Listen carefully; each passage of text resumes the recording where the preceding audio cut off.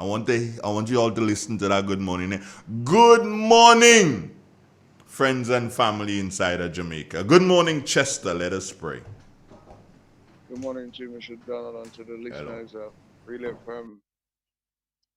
As we learned from the song this morning, just a while ago, if we need a friend, call, call you.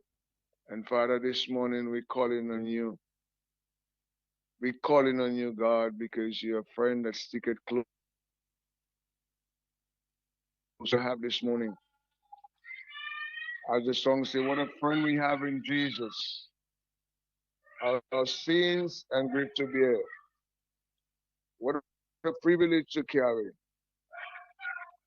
everything to God in prayer. This morning, Father, we thank you for your goodness. We thank you for your greatness. We thank you for your love. This morning, God, prepare us, Lord, to be a sanctuary, pure and holy, tried and true. With thanksgiving, we'll be a living Lord.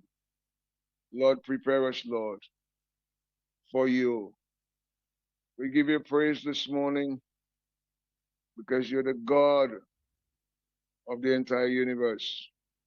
But I thank you for Real FM. Right throughout this year, oh God, every morning, your name is being lifted up. We thank you for the radio station of Real FM, where we have access, Lord, so we can come boldly to the throne of grace, where we can obtain mercy and grace in times of need.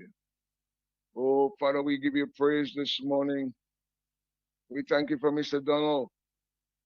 Every Thursday morning, you're there, God, to just able to encourage the farmers of our nation. I think about the farmers in Jamaica this morning. The situation, Lord, does not look good, Father. And Father, I just pray for them this morning, oh God, that you would supply every need in a time like this. Oh God, we need you more than ever. I pray, Lord, that we would learn the lessons, oh God, from the past hurricanes before, and even presently, Melissa, what took place in Jamaica. Father, we give you thanks this morning for your goodness. We lift the agricultural program before you this morning. We lift every farmer. We pray for BJ and all the other facilitators, Lord. Oh God, that will be taking part in this program this morning. I can recall in past programs, Brother Andre had uh, people from Jamaica, farmers, oh God, sharing the knowledge with us. Oh, here this morning, God, I know the situation may not be like that this morning because they might be devastated. I pray that you would provide for them in times of need because you're a friend that sticketh closer than a brother. God, we look to you this morning because of your greatness. Because you leave, Lord, we can face tomorrow. Because of you, God, we are breathing this morning. Because of you, Lord, we have freedom. Because of you, Lord, we can eat and drink each day of our lives. So, Father, we thank you this morning. We bring Grenada, Carrico, and Pitamatic into your hands.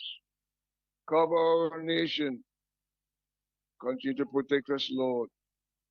I pray for the leaders of our nation that they need to know that without you, nothing is possible in this land. Oh God, you are sovereign. You are God all by yourself. And God, we give you praise this morning. So, Father, as this agricultural program go through this day, Lord, we pray that, oh God, you would bless Mr. Donald. And God, we pray that the farmers would get something from this program this morning. And God, our situation with our agricultural sector in this nation, oh God, will be better than before. So we give you thanks. These favors we ask in no other name, but in Jesus' mighty name. Amen. Amen and amen. Blessings to you, my brother.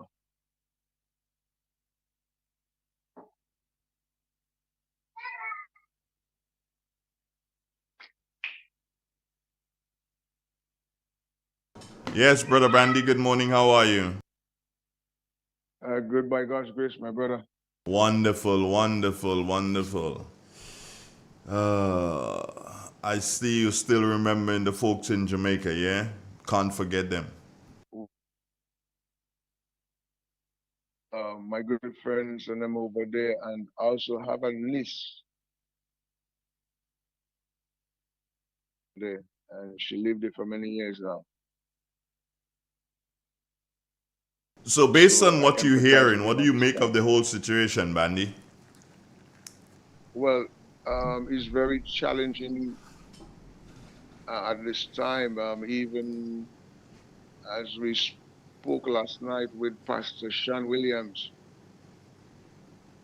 his main concern, there's a lot of areas without water and electricity, but more those in the shelter is very concerned for him, especially those who don't have a place to lay their head at night times and a home to really go back to at this time.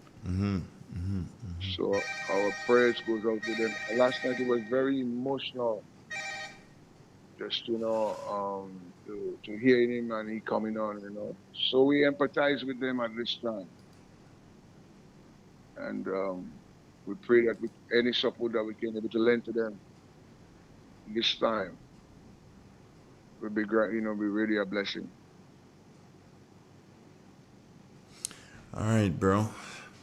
I'm still very depressed in relation to that, but it is. We'll do what we can, as you know. We'll do what we can. So blessings again, man. Yeah, Blessings again, and you have a wonderful day. yeah, And wonderful. thanks for the opportunity every morning to pray. Yeah, man. Respect our manners. Yeah, real FM. Yeah, man. Keeping it real. Truth don't lie, eh? Truth don't lie. Truth don't lie, man. Yeah, all right, then. Andre, not popular, but he always win. You always win. In the end. In the end. All right, take care, man. Give thanks. All right, one love. It's real. It's 91.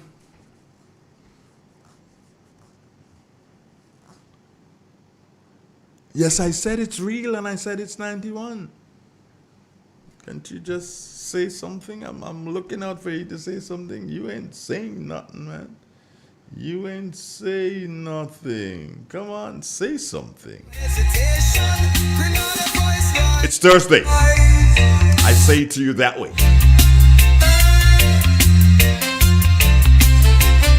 Another Thursday inside a Sweet Spice country.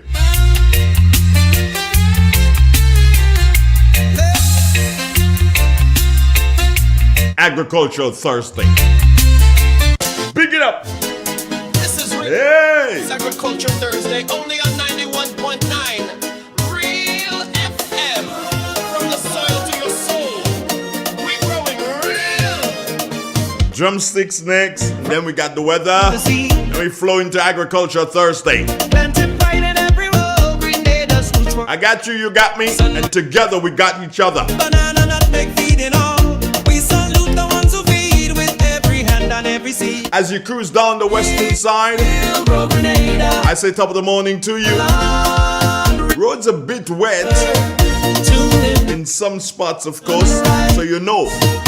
It's the You gotta be careful, as always. 91 Don't forget Real FM style. that I want to be talking to you and not about you. St. David's, don't feel I've forgotten you, no way. Over the hills, I can't forget a guy. Fluff, haven't heard from you, Fluffy, in a while. Ram. What's up, my brother? Real expression shining bright. Agriculture is the way to build If you're inside a character, good morning to you. P.T. Martinique, too. a Grenada. Part of the A little boy just whispered to me and said, Andre, you didn't mention the bus drivers going into St. Andrew. Oh, yes, those going to St. Andrew from St. Patrick. It's Thursday. Tivoli, good morning. Wise. Conference. 91.9 Real FM style. It's Agriculture Thursday. Grenada. This is how we can do it different on Agricultural Thursday. This is how we can make you move. This is how the farmers get their energy. You better believe. We are one big happy family. Welcome. You can join us at any time. Real FM. Expecting to have a conversation with Brother Hubert White this morning.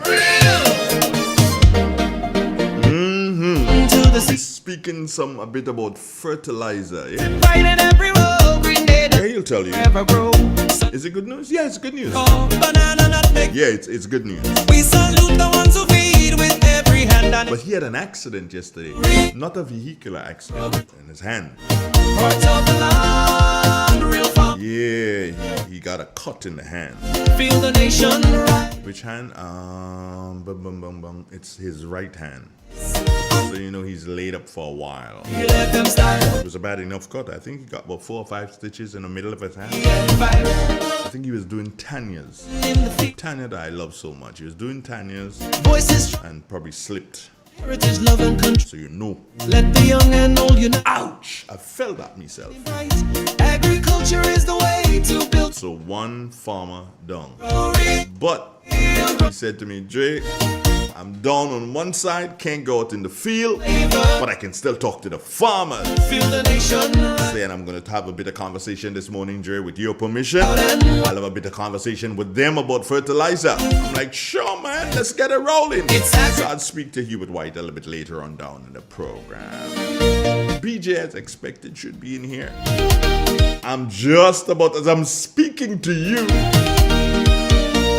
I am going to now do the necessaries and send the link out to... Who am I sending the link out to? Do you know? You should know by now.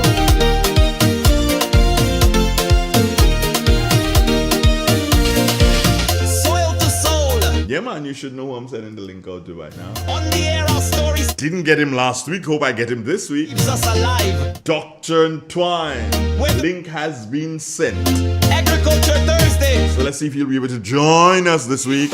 Hey, let me say good morning to Jerome Kenneth Lewis. How you doing this morning? Cynthia Bartholomew, you having a fine time. Fitlin girl, I miss you so much. Holly Douglas, have a wonderful, wonderful day.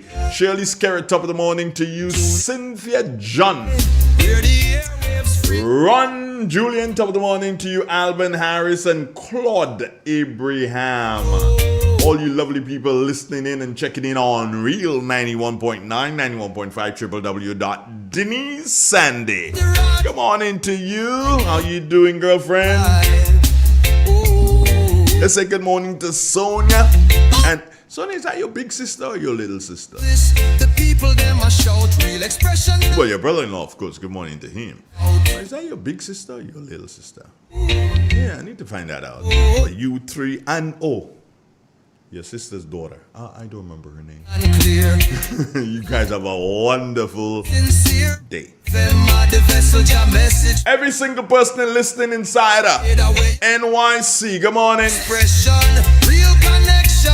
91.9 the righteous reflection. From the hills to the heart. Come on, I want the numbers to hulk up this morning, and please just share it.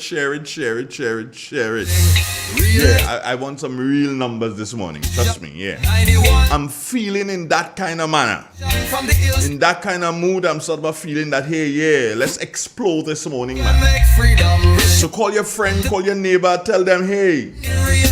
This is what 91 wants this morning. John for change. Can you do that? Yeah, if you can do that for me, I will be the happiest camper in the world. Why the joy? And Andrews, good morning to Chunky McIntyre.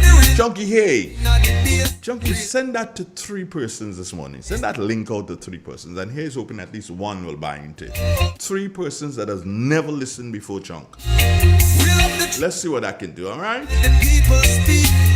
91.9, no weak heart, no meek. From Carriacou shores to the great Come on, let's the numbers grow. This is Thursday. So we just need to give it a bit of fertilizer. Remember I said White will be talking about fertilizer this morning. I think we got drumsticks, Let's check. Drums? Yeah, good morning. Good morning, dear. Talk to me, love. Good morning to you. Good morning to the nation. I read from the word of God, Psalm 23. The Lord is my shepherd, I shall not want. He maketh me to lie down in green pastures. He leadeth me beside the still waters, he restoreth my soul. He lead me in the pathway of righteousness for his name's sake. Yea, though I walk through the valley of the shadow of death, I shall fear no evil, for you are with me. Your rod and your staff, they comfort me. Thou preparest a table before me in the presence of my enemies. Thou anointest my head with oil, and my cup runneth over. Surely goodness and mercy shall follow me all the days of my life.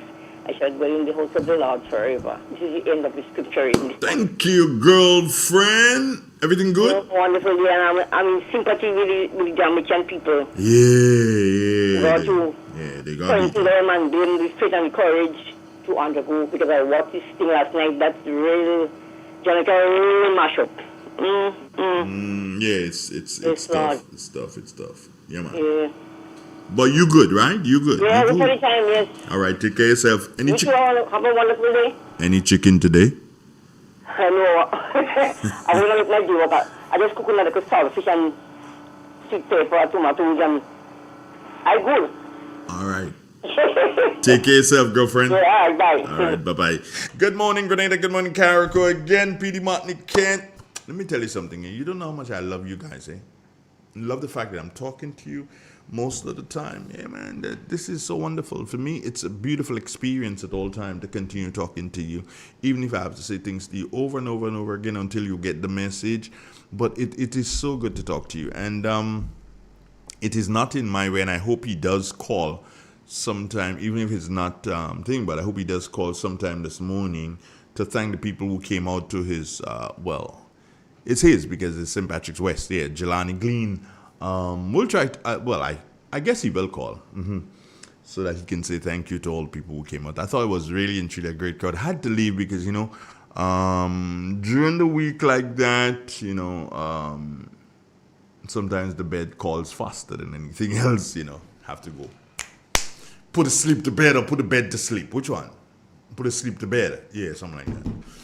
So I had to leave. I left after the second speaker. So I heard BJ, heard Amanda, and then I left. Yeah, I had to leave then and scoot on home so I can get my rest. Yeah, I had a pretty okay sleep last night. Didn't have too much waking up. Sometimes I do. Yeah, sometimes I do have a lot of waking up. You wouldn't know. Sometimes I do have a lot of waking up to do. But all in all, we're going to do so. And we're going to have what next? What are we going to have next? You don't know? The weather. Come on. What's wrong with you people? Lennox, good morning to Mona. Mona Lisa. Denise Thomas, good morning to you, sir. Soil to soul. Kathleen Ledlow, what's happening? Very long time no see. Glenda Margaret Francis John, that's a long name. Real FM, where the roots go deep. Ronald Clark. Thursday. Ronald, are you inside of Real Ronald Clark? Ronald, where are you? Real FM. I know Truth don't lie, so let me know. Gemma Warwood, good morning. And the power of radio to amplify Oh, voices. Chunky is saying that I'm sounding really energetic this morning. I'm like this every morning, Chunky. Just sometimes you just taper it down and just leave it alone because people think that, okay, fine, you talk too fast, I don't hear what you're saying and blah, blah, blah, But Andre is that kind of, whenever I hit the microphones, trust me, Trust me, whenever I hit the microphones, I've got full energy 95% of the time, I dare say. I got full energy. You know, I can just go through it all. From Granite to St. George, this. Someone asked me one time, Andre, what's the longest shift you ever did in radio? And it was in my longest shift in radio. That was in GBN or GBC? GBC was in Scott Street. GBN is where it is now. Longest shift would have been in GBN. I came to work. I started and it was around a hurricane again, Remember that hurricane? I think it was, what was it called? Well, a tropical storm. It wasn't, I don't think it was a full blown, it was a storm, I think. Brett. Remember that one? Yeah. So, I came into work because I was doing afternoon shift at GBN that time. So I came to work, usual 1 o'clock. So my shift had to run from 1 until 6 o'clock. And so I came, did my shift, and then it was supposed to be, coming in after me was supposed to be Josephine McGuire. And then she called because she had, and she indicated that, hey, she's got the children at home. And yes, she had her son and her daughter. Yeah, son and daughter. Did she have one after that? I think, but anyway, I think it was 2 children at that time. I'm not too sure if she had the third yet. But she called and said, hey, she told the programming director, who was Troy Garvey at the time, I got the 2 children, Troy. And he understood, and that one he understood. He came to me, he said, Jay, can you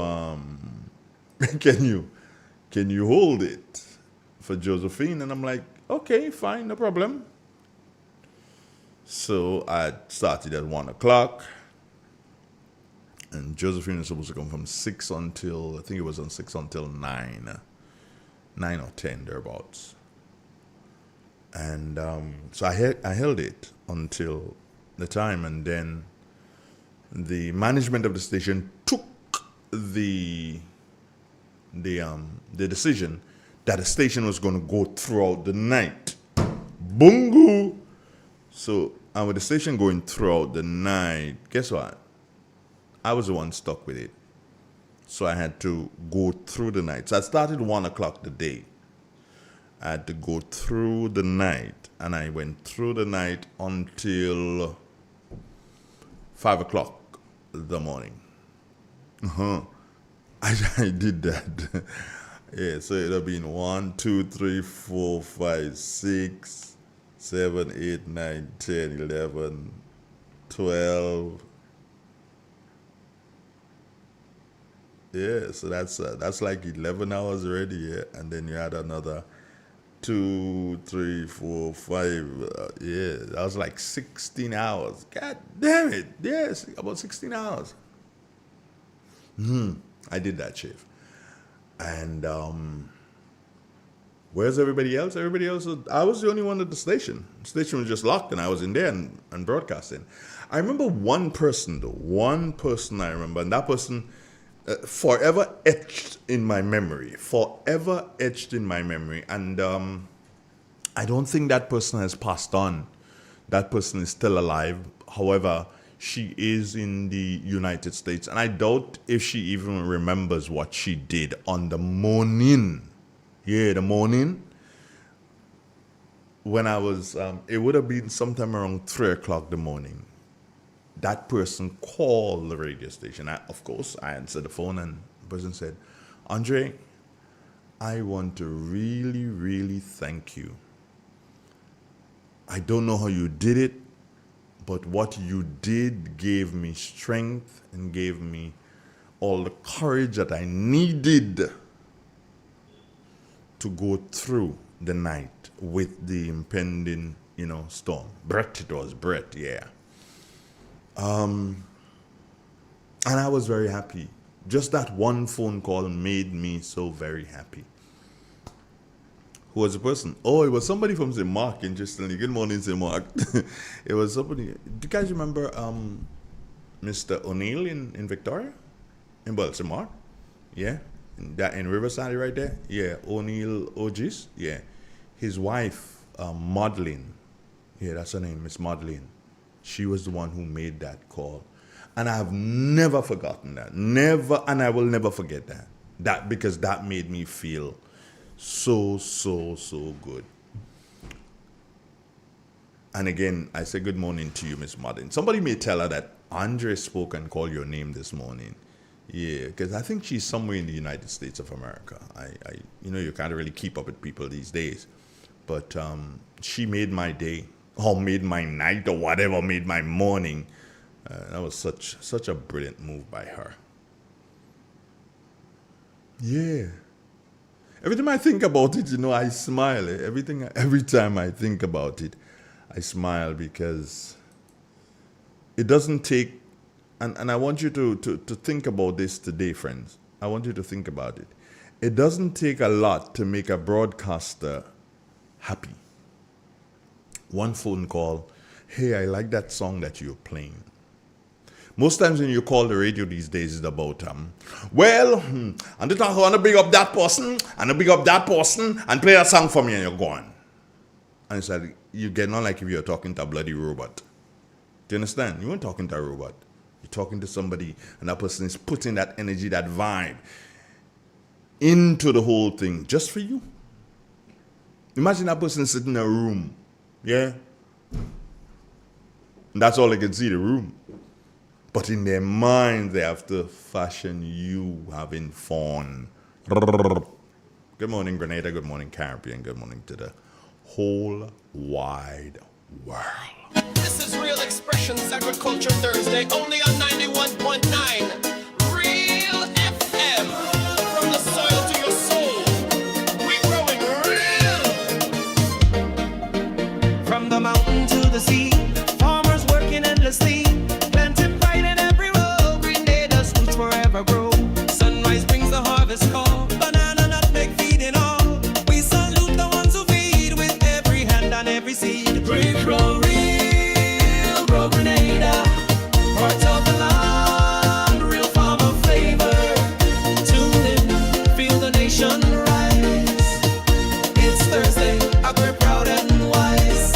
On 91.9 Real FM style. It's Agriculture Thursday, Grenadian vibe.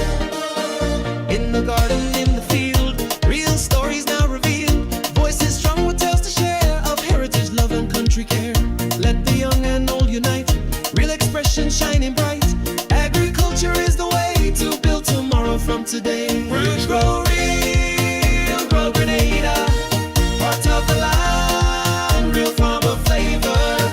Tune in, feel the nation rise. It's Thursday, agri proud and wise. On 91.9 Real FM style.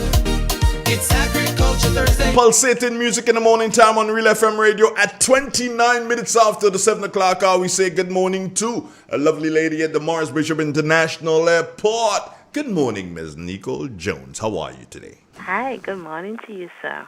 I'm fine. Here's the weather for today, Thursday, 30th October 2025, recorded at Morris Bishop International Airport. Presently, the weather is fair with vicinity showers to the northeast. The winds are from the east at 9 miles per hour. Barometric pressure is 1013.6 millibar, which is above normal and rising. The present temperature is 28.5 degrees Celsius, relative humidity 86%. Yesterday's maximum temperature was 31.5 degrees Celsius. Last night's min was 27.2 degrees Celsius. Over the past 24 hours, 0.2 millimeter of rain was recorded, which brings the total for the month so far at 86.5 millimeter. Now we move to the public forecast valid for today and tonight. The weather is expected to be partly cloudy to cloudy with light to moderate showers and a low chance of thunder. Today's maximum temperature, 31 degrees Celsius. Winds are expected to be easterly to southeasterly at 10 to 20 miles per hour. Seas moderate with wave 4 to 6 feet in open waters. High tide today will be at 8:30 a.m., low tide at 12:30 p.m. Sunset today, 5:41. Sunrise tomorrow, 5:56. Just to repeat the public forecast valid for today and tonight, partly cloudy to cloudy with light to moderate showers and a low chance of thunder. Maximum temperature, 31 degrees Celsius. Reporting from the Morris Bishop International Airport, I am Nico Jones. Do have yourself a wonderful day. Thank you, Nicole. Take care of yourself, love. You're welcome. All right, bye-bye. It's 7:30 add The sea, farmers 31, sorry. planting Grenada's roots were Brian Noel wants my number. Which number do you want, Brian? The station's number or my personal number? Well, as if it's personal. Ain't personal no more, you know. And yeah, Brian, you have to let me know because then I can add you because sometimes it's difficult to answer every single. I tell you honestly, I wouldn't lie to you, friends. Sometimes it's difficult to answer every single call. Imagine yourself getting sometimes more than 75 calls in a day. Yeah, sometimes it pushes up to the 100. Imagine. Can you imagine that a bit? So Brian, you need to let me know which number you want. Brian Noel. Yeah, Brian. Amanda Moses, good morning to you. And Vera Wellington. Andrew, I talked to you night. Did you put me to sleep, Vera? I don't know. Ajay, you one clog. nation rise. It's Thursday, I be proud and wise. On 91.9, real FM style. It's agri. I told you I want the numbers to grow this. Let me see where it's at. It's only at 94. Come on. I want the numbers to grow this morning. What's wrong with you people? Come on, share with your friends. Do you want me to get upset? I can just get upset and just leave, you know. No, I wouldn't leave you like that. But come on. Deborah Laborde, good morning. Come on. Friends, come on. Like, help me, please. Soil to soul. Soul to soul. Strong like Share with your friends. If 50 of you were to share that with 2 friends, that's 100 people. Yeah? 50 by 2 is still 100. Make that 3, 150. And let's suppose that out of the 150, 100 or 50 persons will do. Oh, come on, man. Do the maths now. in real Hear me now? unfiltered truth, cultural pride, and the power of radio to amplify voices in Grenada. Whoa!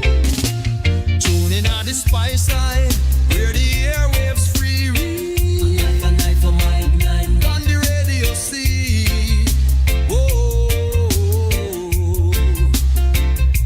No sugar-coated lyrics, no fabricated vibe, just the raw truth a flow like Mount Kwakwa tribe.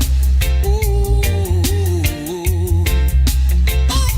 From Grand Anse to St. George, this the people them a shout. Real expression now idle, let your heart pour out. Ooh. Oh. Microphone to the heavens, the signal strong and clear. Voices of the voiceless, the oppressed, the sincere. Real FM are the vessel, your message fill the air. Speak your truth, Grenada, where your heart there. Real expression, real connection. 91 Yeah, man. righteous reflection. I told you that some or the other he would find the time to call, and I love the fact that he's calling before we get into the agriculture thing because his is definitely not agriculture. Good morning, Jelani Green. How you doing? Good morning, Donald, and I am doing great. Had a wonderful workout with the guys on the beach this morning, and I'm re-energized and good to go face another day. You know, I have to give you this joke, eh? The other day I saw a group of old men hanging out on the bus terminal very early in the morning, hanging out on the bus terminal. So then I asked somebody, what's going on there? And they say, well, they're exercising. And I looked and I said, oh my God, Lord have mercy upon us. Anyway, good morning, Jelani. How you doing? Good morning. I'm doing great. I'm doing fantastic. And the guys that, I want to shout them what they call themselves, or we call ourselves the Motivators Health Club. Yeah. So every morning we out there on the beach, on the roads, doing exercises, males, females, boys, girls, of all ages, coming on out. And just, it's free, it's not do anything planned. We just as a community together, trying to keep a healthy lifestyle going. I feel a little overweight, you feel a little sluggish, you want to get the cholesterol down and so on. Just come on out and join us in the morning. We're usually out there from around 4:30. That's too late for me. Mm. That's too late. You sleeping late, Mr. Donald? No, that's too late for me. I'm already up at 3 o'clock in the morning. So if I have to do any, and when I do any like walking and so, it's from 3 o'clock in the morning. Wow. My mother used to tell me that's legal also. So, well, so you know who's illegal now. There should be no question in your mind. But it's good that you do get up and you do get your walk in and you do get I some don't do it all exercise. the You know, that's time. what keeps us I going. don't do it all the time. Don't be fooled by that at all. This is something that I have to.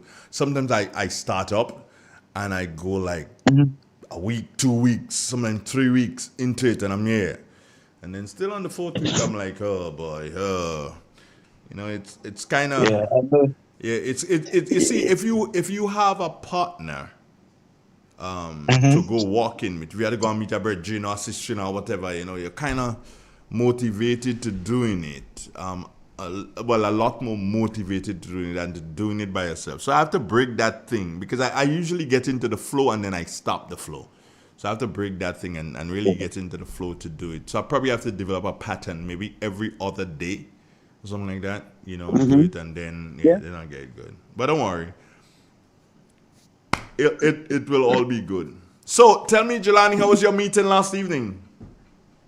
I left. I Oh, was there. it was Let me just wonderful. let you know that I It was was there. wonderful. I was there, but I because of me again and how sleep does handle me during the week, I stayed until Amanda, and then I left. Yeah. Okay. Okay. Well, I hope you still stay tuned in to hear No. the other messages that came up No. I last am night. There was some going to. important information that was shared No. with the St. Patrick. I You didn't? No, I didn't. I am going to go today now. I am going to go and listen to it. So that's when I can criticize you or anybody else. Okay. Yeah. Well, I urge you to do that. Your criticism is always constructive, so it only helps us to get better and improve on our messaging. But a lot of important information was shared with the constituency, and I would urge anybody who missed it to go onto YouTube, or they could go even onto my social media page. The information is there. The link to the video is up from the meeting last night, so you could review it in your own time, do a speaker at a time if time is pressing you, and really take in the information that has been shared. I was so happy with a lot of the messaging that was being shared from all of the speakers, to be quite frank. Special shout out to my brother in the East, brother, who was very good last night as well with his messaging. So, all in all, I was very happy with the turnout. I was very happy, with the feedback that I've been receiving from the meeting. I would count it as a success, and it's a platform for which we will build upon as we go forward, towards elections and the future.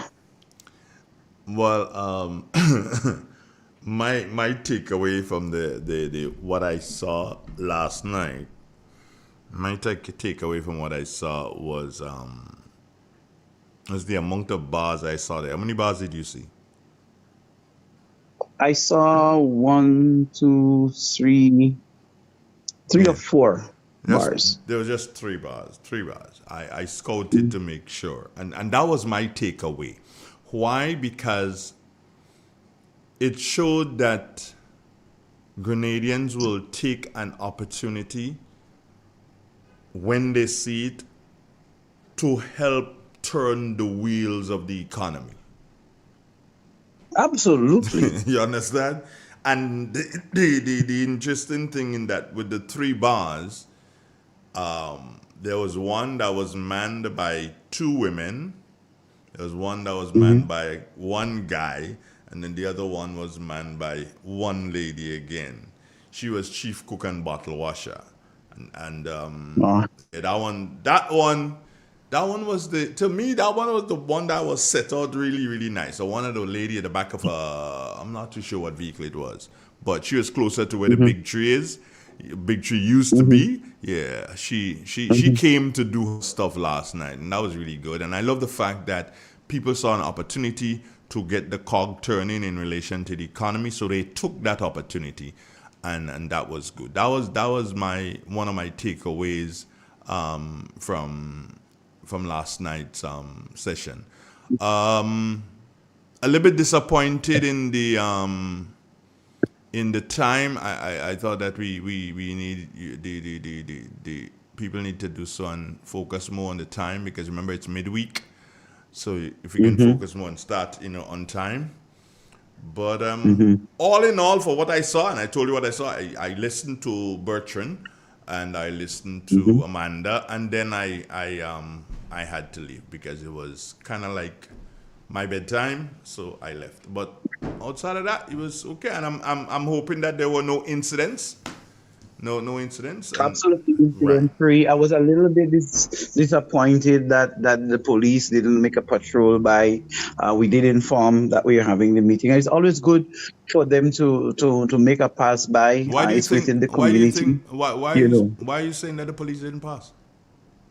So I didn't see them at all. I didn't see them at all. Ah, that would be the When they better did thing to pass, I say. apologize, but I didn't That see would them be the at better all. thing to I was say. looking forward to seeing them. No, you see, because you see, sometimes we look forward to seeing the police and we look forward to seeing them in their uniform. What if they sent people in Mhm. plain clothes?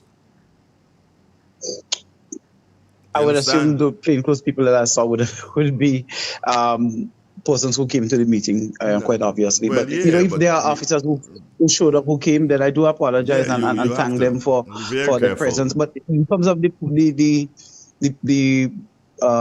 uniformed officers, it does help with traffic control, with just having a presence there that person see and say, okay, all right, the policies are wrong. I need to Mr. be, Mr. Glean, the police was there. yeah. The police was there. You didn't see them.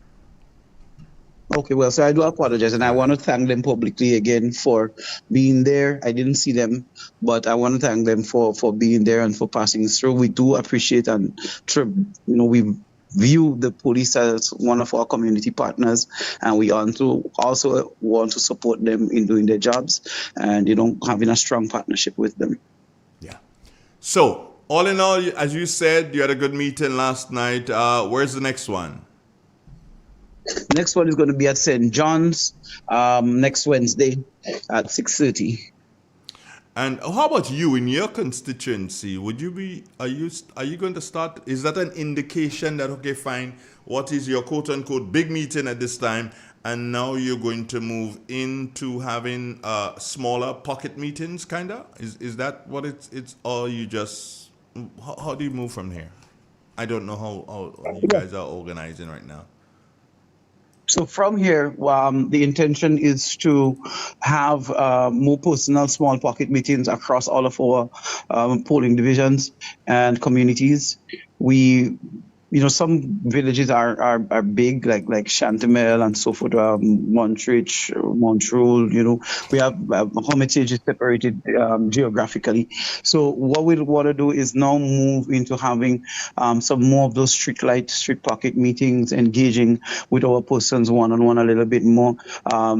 Smaller groups, but more personal engagement as we discuss the way forward. We discuss, the issues that are happening right now, national issues and issues specific to our constituency, and looking at the way forward and the type of leadership and partnerships that we need to ensure that we have St. Patrick. Even last night, the Prime Minister had to correct someone and remind them that so proudly that St. Patrick is actually the poorest parish economically in the entire country. And I don't know how that speaks very well for because both representatives on the east and west of St. Patrick are within the armpits of the cabinet and his government. So I don't know how that speaks well for that, but he was very proud to remind persons that St. Patrick, not St. Mark, was the poorest parish economically in the country. And so we have a lot to discuss and a lot to talk about and find a way and a framework as to how we move our constituency and our parish from being in that position to a more thriving economic one where there's opportunity for our young people and the working class. Okay. St. Patrick's is the poorest parish in Grenada. All right, so let me ask you a question, and this is just me having my fun in my own brain.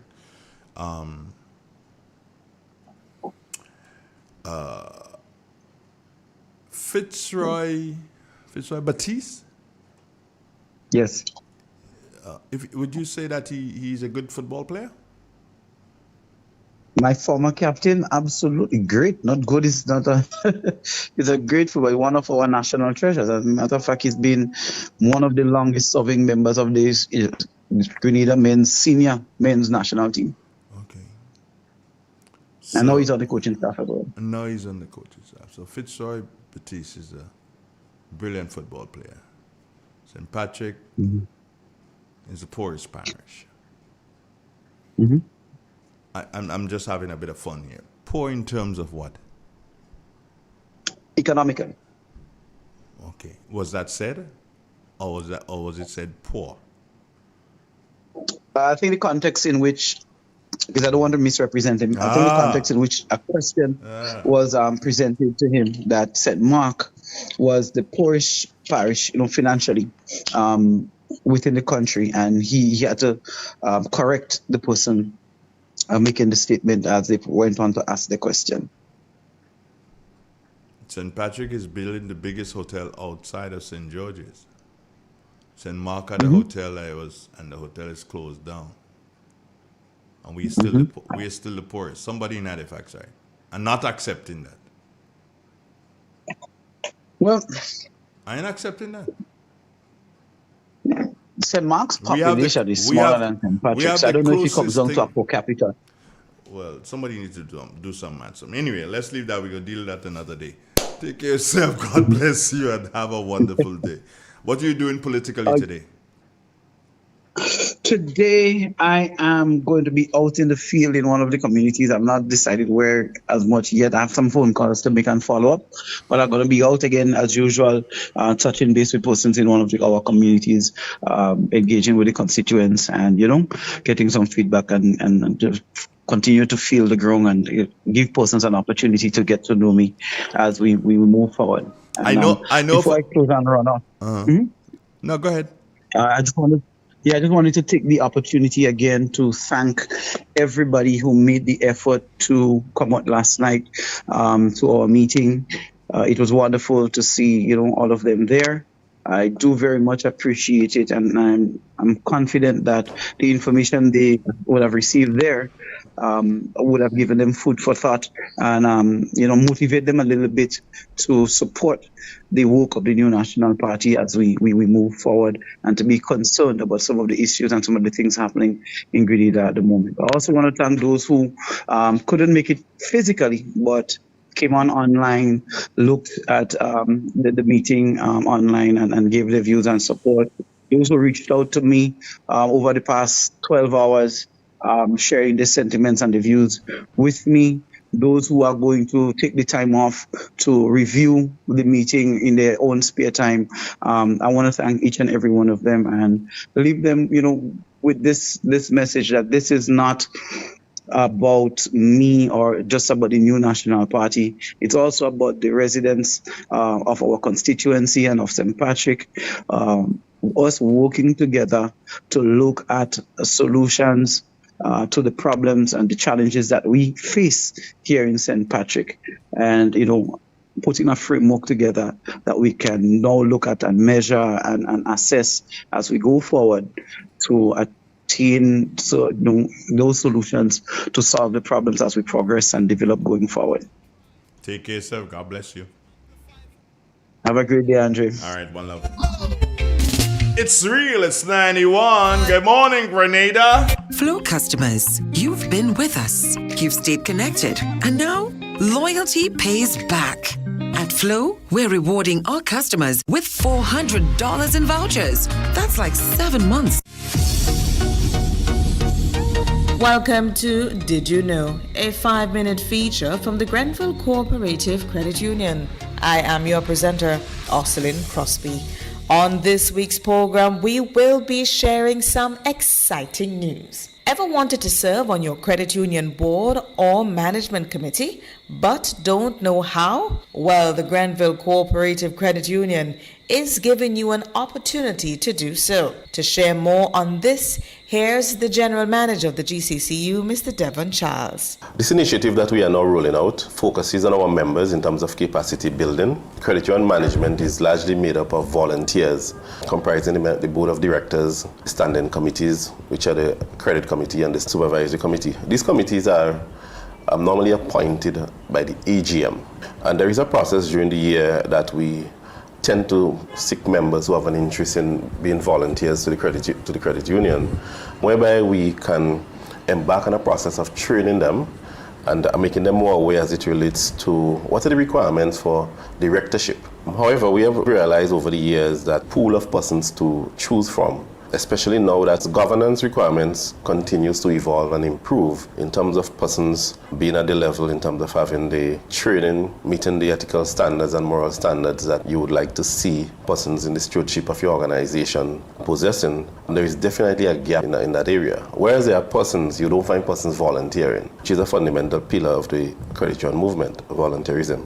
So we have taken the decision to extend that pool to garner interest among members and potential members of our credit union. We must embark on a process of capacity building through making training opportunities available for our members. Mr. Charles said November 15th has been designated the training day for St. Andrew and November 22nd as the training day for St. George's at the National Cricket Stadium. The training sessions will cover a number of areas. We intend to do a whole day session, a morning session, and an afternoon session. One of the morning session would focus on understanding the roles and responsibilities of directors and officers within the confines of the Cooperative Societies Act and legislation and bylaws. So we will look at the legislative and regulatory framework governing the cooperative sector. And interestingly, at this point in time, these legislations are under review in terms of enhancement. So it's really a good time, not just for existing officers and directors, but for potential volunteers to make themselves available. The General Manager said other areas will also be covered in the training sessions. We would also be looking at areas of oversight, compliance, and risk management within the cooperative sector. Education, engagement, and also the cooperative difference. We have a consultant who would focus on those areas through the lens of the Cooperative Societies Act. And we really want to make a clarion call for our members to come out, not just our mature elderly members, but we would like to see younger persons getting more involved. We want to make a special effort to our women to come out to absorb and to be part of those sessions. We are due now for a break, more when we return. The new Grenville Credit Union debit card has made online shopping easier than ever. Quick, secure, and hassle-free. Just tap, pay, and shop with confidence. Get yours today. Welcome back. If you are just joining us on this week's program, the General Manager is sharing information on a new initiative at the Grenville Cooperative Credit Union that gives you an opportunity to serve on the board of all management committees of the credit union. Mr. Charles also spoke on the activities of the afternoon session. The afternoon sessions is intended to focus more on the roles and responsibilities of directors, and not just within the credit union confines, but generally what are the roles and responsibilities of directors. And we are going to be examining the nuts and bolts of directorship, the issue of being fit and proper, the conduct of meetings, and why it is so important that persons who have interest in becoming officers or directors, not just within the credit union, but you may have interest in being part of a statutory body, being a director. We are playing our part, providing you with an opportunity to receive some level of training. So while the principal underpinning here is to expand our pool for persons who can be nominated and possibly be elected to our board of directors, credit committee, and supervisory committee, it is also an opportunity for general sharing and capacity building for persons who have other objectives and goals in terms of one day being a director or serving as a volunteer in some capacity. So, do we have your attention now? And how can you be a part? You can call our offices to register, and there is also an online link on our Facebook whereby you can also register. We would like persons to register in advance so that we can plan properly. So November, Saturday the 15th, we start at 10. Rainbow Inn, we're going to do the full session. And the following Saturday, we take that session, which is the 22nd of November, to the National Cricket Stadium. And that's it for this week. Until next week, I am your presenter, Ocelyn Crosby. Grenville Credit Union, your financial institution who values our membership and strives to provide exceptional customer service. This year, make colorful Christmas memories with Berger. Get 30% off select 1 and 5 gallon purchases. Each purchase over $300 gives you a chance to win one of 3 cash prizes every month. October $2,000, November $3,000, December $5,000. Drop your entries in the specially marked boxes in store and enter as many times as you like. Promotion ends December 20th. Berger Paints for lasting beauty and protection. In an industry where customers expect quality, M&N Hardware Limited is a leader in locally manufactured aluminum windows, doors, roofing, and guttering.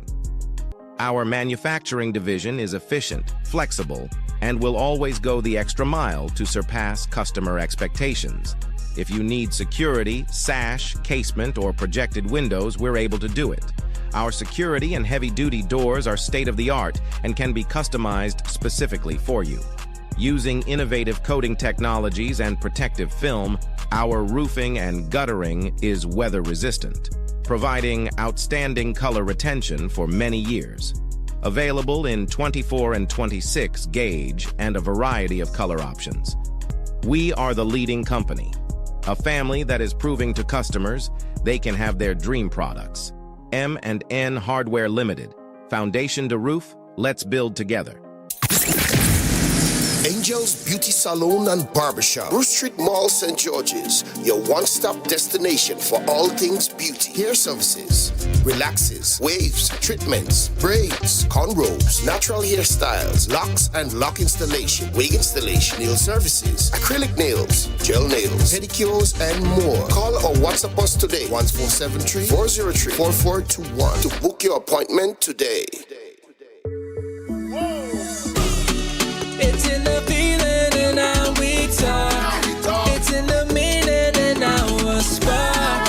It is the thing that sets us apart. Who we are. Cause the rhythm of life keeps pumping. Together going strong. No matter what, we keep things flowing. Before we will go all in. Our hands up in the sky. Celebrating. Come let your rhythm flow. The new Grenville Credit Union debit card has made online shopping easier than ever. Quick, secure, and hassle-free. Just tap, pay, and shop with confidence. Get yours today.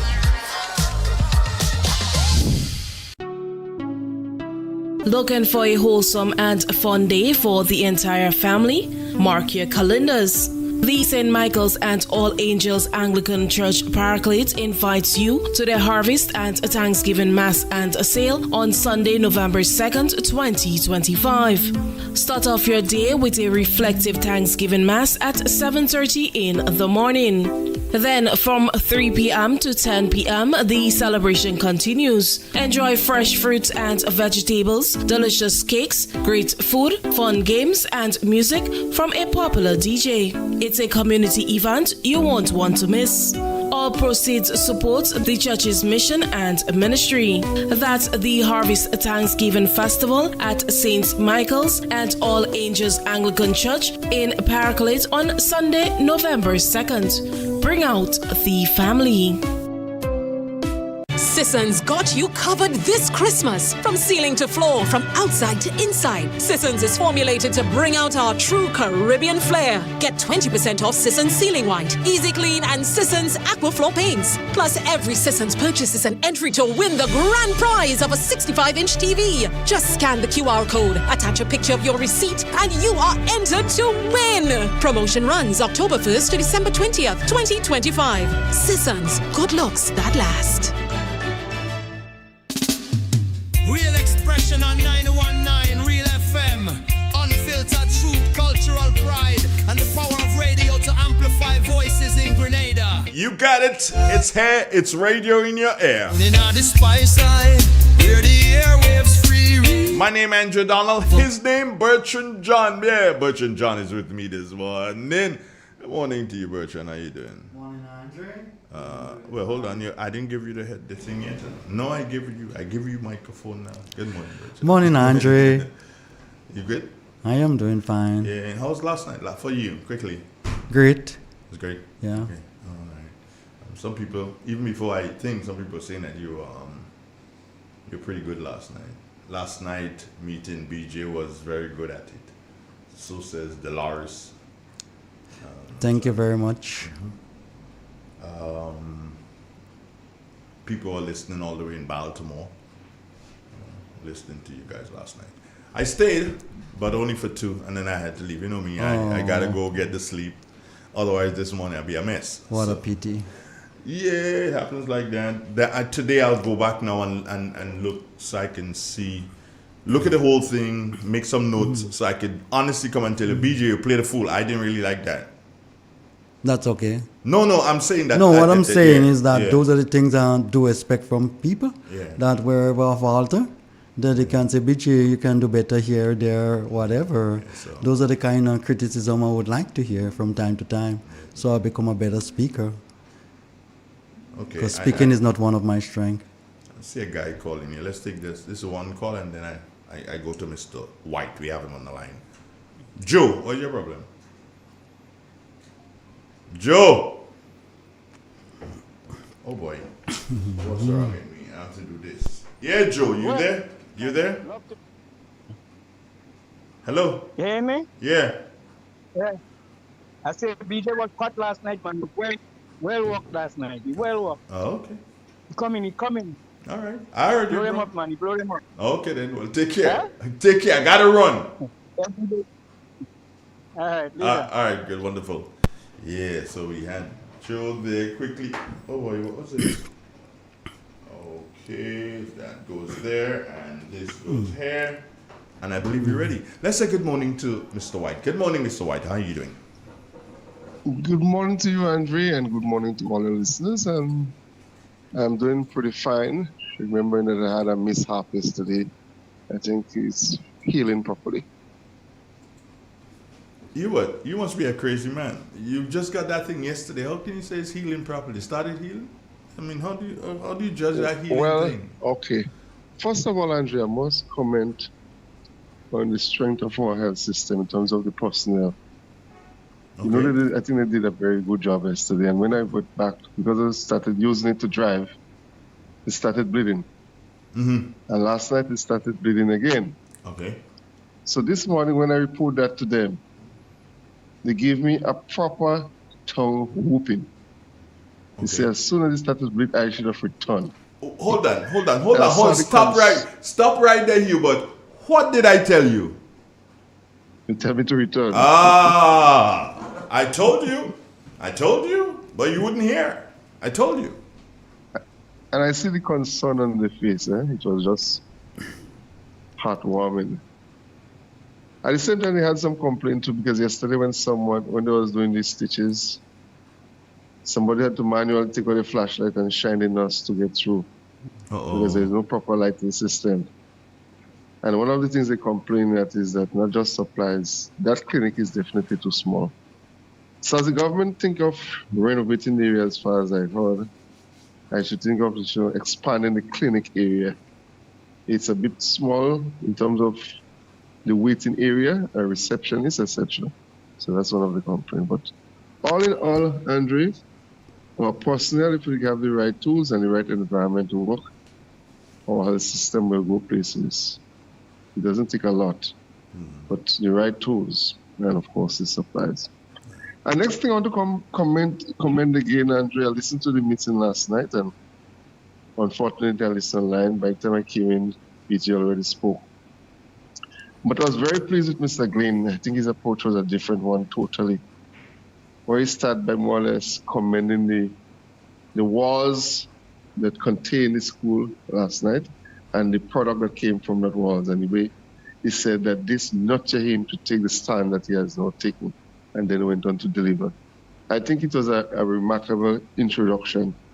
And when you make an introduction like that, he will get a lot of people to start paying attention, irrespective of their political affiliation. I think it is very good. Yes, but Andre, as we say, we want to talk about agriculture this morning. Yeah, the thing is agriculture. And YT, what I want you to share on is something that you participated in not too very long ago. You had to go get some fertilizer, and it was not what you were accustomed to. It was different combinations, and you spoke to me about two things. What was one of the things that was most important to you had to deal with the price, so you spoke about that. And you spoke about the combinations that weren't familiar combinations, but you went and you researched the combinations. Tell us first about the price. Okay, well, the price is not that this price is wrong, but there is but I should say a misfit between the office in Plains and Maribo. What the office in Plains tell you and what you'll find it when you get to Maribo is totally different. Okay. For example, it's only I can only get 5 bags, and when I went to Maribo, they said I could get 10. And the fertilizer that Plains says available, when I went there, it was totally different as to what is available. So I think that's one thing they will really have to correct, the coordination between the offices. Okay. And So what about the cost? Yeah, go ahead. Is the cost okay? The cost? Very good, relatively to speaking to commercial sources, because you'll pay $50 for a bag containing 50 kilos, which is about $100, roughly $1 a kilo, which is 2.2 pounds. Yeah. And that in the commercial areas will cost about $300. Okay. So I think it's a good price. So it's a good price. The $50 price is a good price for 100 pounds. Yeah. Okay, great. And so they had. Go ahead. Go ahead. So they had MAP. The fertilizer they had available is MAP, and they have DAP. They have NPSB, and of course they have potash. So I want to speak first about MAP. BJ is here with us, YT. So I don't know, BJ, you came across MAP already? Yes. Oh, BJ came across MAP already. So let's talk. Let's have a conversation, all three. Yes, YT, tell us. Yeah. So MAP is monoammonium phosphate. So it contains nitrogen and basically phosphate, but not phosphorus. Potash, not potash. So that fertilizer will be very good, for example, young nutmeg and young cocoa. It will help to boost the leaves and the root system because they're not in the production stage yet. But fortunately, the government of Morocco also gave them some potash, which is for flowering, which could use especially in melons, cucumber, peppers, etc. Then they also have another DAP.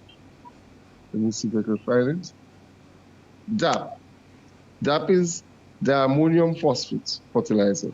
It's composed of nitrogen and phosphorus. The typical ratio is 18% nitrogen and 46% phosphorus, which is phosphorus pentoxide. Now, again, that formula is very good for root formation. So again, this is very good for young cocoa, young nutmeg. And I think when we consider the destruction that Beryl did to our cocoa and nutmeg industry, that fertilizer could be used largely by those who are replanting young cocoa and young nutmeg. And particularly in cocoa is what is called a cutlet plant. So they take piece of the branch and catch it. Now the roots that form would be lateral roots or fibrous roots. Unlike seedlings, which is saying have main root down. So when you put that fertilizer in the young cocoa, it will help build a strong root system. So even at an age, when they reach the age of production, they would be more difficult to be toppled by wind. Not that it would be impossible, but more difficult because this is a high phosphorus, and phosphorus is very good for root formation. And please, BJ, as the expert, if I'm going wrong, let me know. No, you're on track. I'm listening, actually being educated at this point in time, and I'm impressed by you. Okay. You have done your research. The other one is the NPSB fertilizer. It's a blend of nitrogen, again phosphorus, and sulfur, and boron. And exactly how to say it is used to enhance crop yields and improve soil fertility, and particularly in wheat, potato, and barley production. Now, we do potato here, but when they have wheat and barley, we could think of that as corn. Mm-hmm. So maybe that fertilizer could use heavy in corn and sweet potato, etc. Now, the reason why I did the research, because small farmers keep asking the extension officer, which can be used for what and what can be used for what. And they were lost. So I think if they are listening, that is something they could, and they could Google it themselves. I got it, I'm looking at it on my computer now, but you can do it on the phone. By the time you look map fertilizer, you get all the information there. And we should encourage farmers to be everybody have phone now. So we should be more savvy towards the phone to get that information. Mm-hmm. Mm-hmm. So that's why I was very eager to share it with you. And I know you have a wide reach. And if BJ could expand on that more. BJ, any comments to add to what Hubert said about the fertilizer? No, I think Hubert is on the right track. Mm-hmm. We should not be using fertilizer without being aware as to what it composes of, the composition, and based on the crop that you're growing and the soil type that you have, you need to apply accordingly. And I think he's doing the right thing. In fact, I like that point with regard to the crops that you need to apply those fertilizers to, because I don't know if you notice, Andre, you can have toppling fairly quickly if you don't apply the right fertilizer. You can get top heavy, like a lot of leaves, a lot of branches, no root. So as soon as the soil becomes moist, the plant topple because there is nothing to anchor it into the soil. And I think with regard to that fertilizer with the boron and stuff in it is ideal for soursop. Also, soursop. Sometimes you are given fertilizer and because it's cheap, $50 for 100 pounds, that's cheap. Yeah. In Grenada context. And people use those fertilizers randomly for any crop, any soil. Well, that's not the right way. You have to know what crop that require those elements that you're applying and the soil type that you have. Because you have sandy soil, you have loam soil, you have heavy clay, all of those things. And they all require different kinds of fertilizer. This is a question to both of you. Yes, we have sandy, clay, loam soil, whatever. But do we have a soil lab in Grenada where if I wanted to check my soil to see what nutrients, right, and I'm coming straight at you with that right, with what nutrients my soil needs to have added to it. Do we have a soil lab in Grenada where that can be done? White, do you know of any? Well, Andre, first of all, soil test is very important, but sometimes it's not very practical where you have very small holdings. So sometimes what the Ministry of Agriculture need to do is do soil testing area, do one in Montreach, do one in Snell Hall, because the soil there, in other words, Mr. John land and Mr. Davis land in Montreach would not very much. So one could suffice. But if my memory serves me well, the marketing and national importing board is to have soil testing kits. So I don't know if there is anybody doing soil testing now, but the marketing board is to have available soil testing kit. I never could purchase any, but these kits and them normally, what you find happen is that they will be very easy to use. They will be user friendly.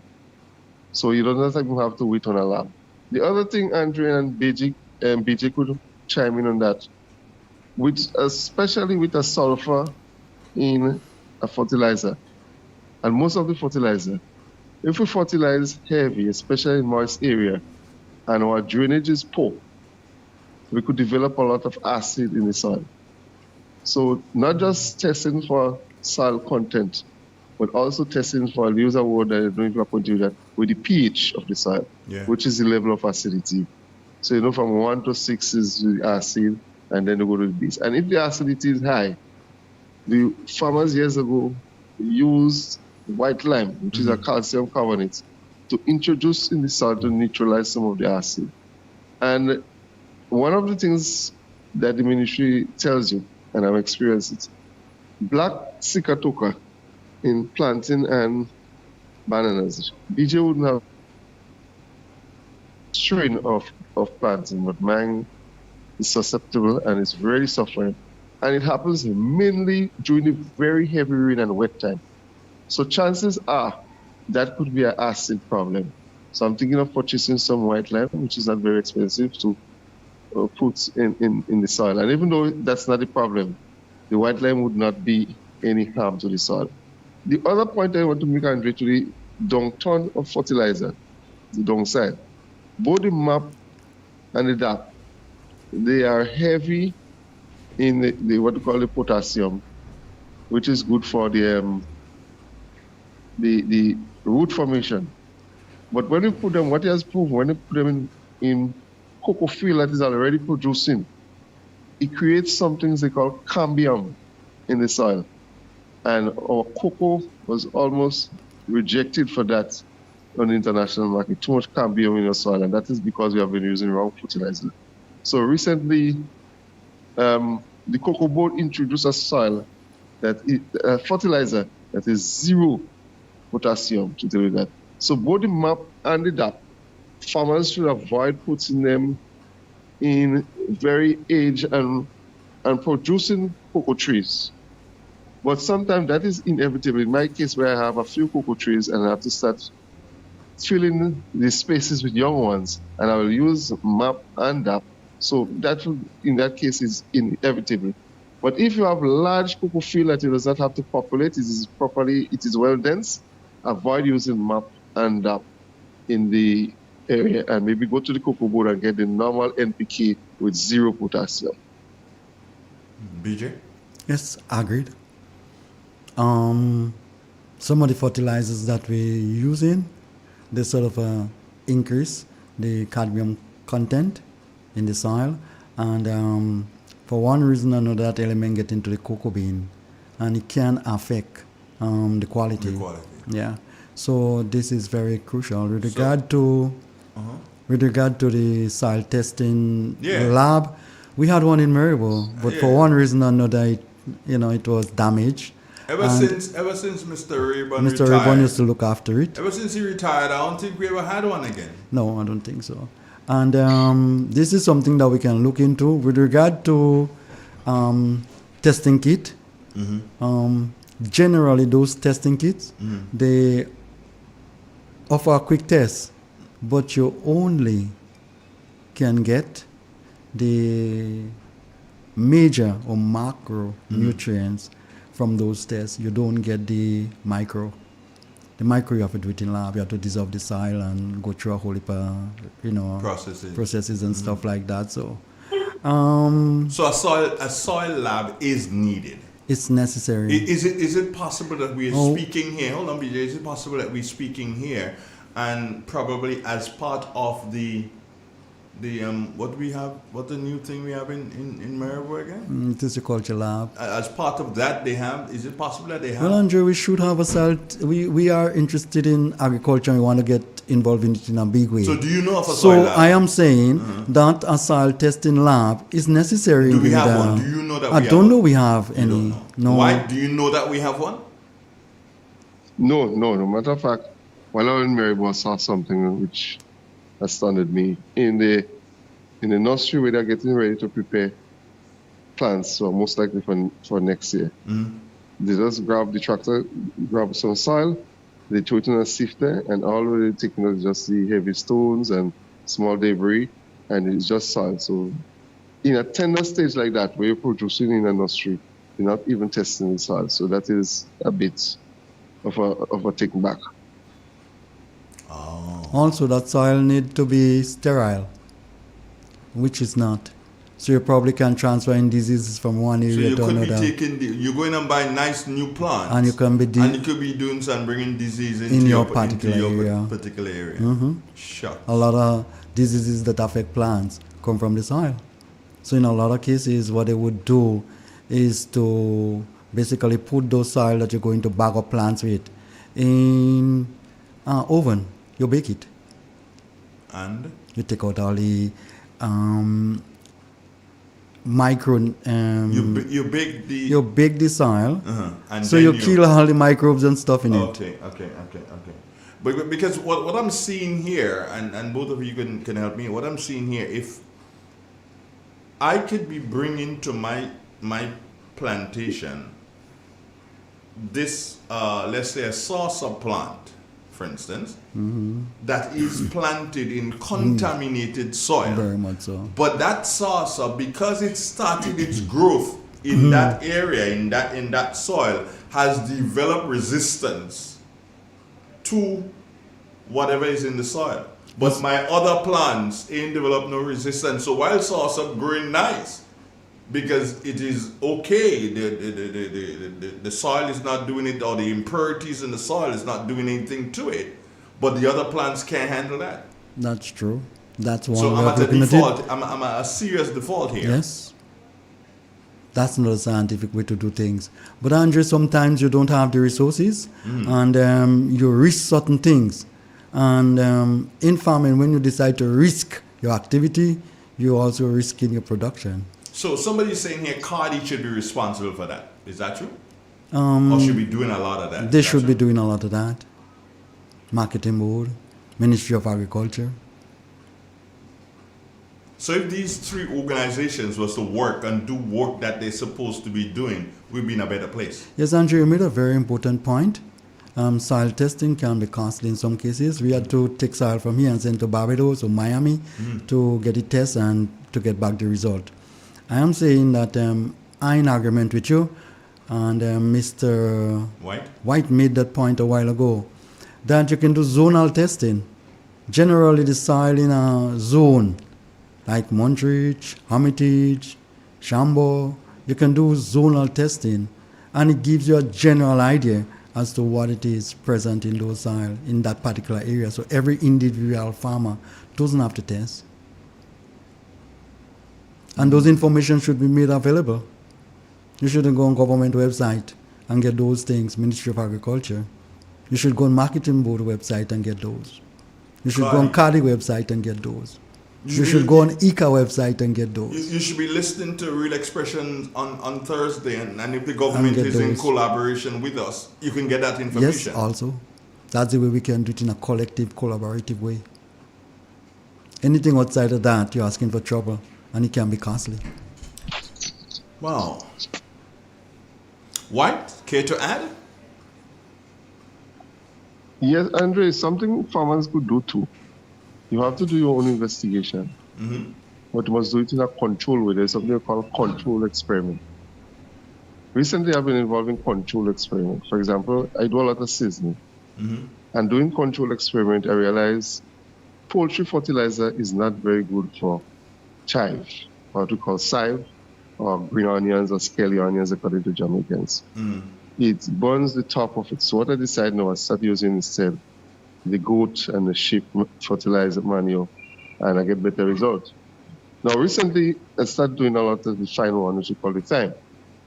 And a guy told me I should not put no manual bait, organic bait, animal bait, artificial fertilizer, none whatsoever.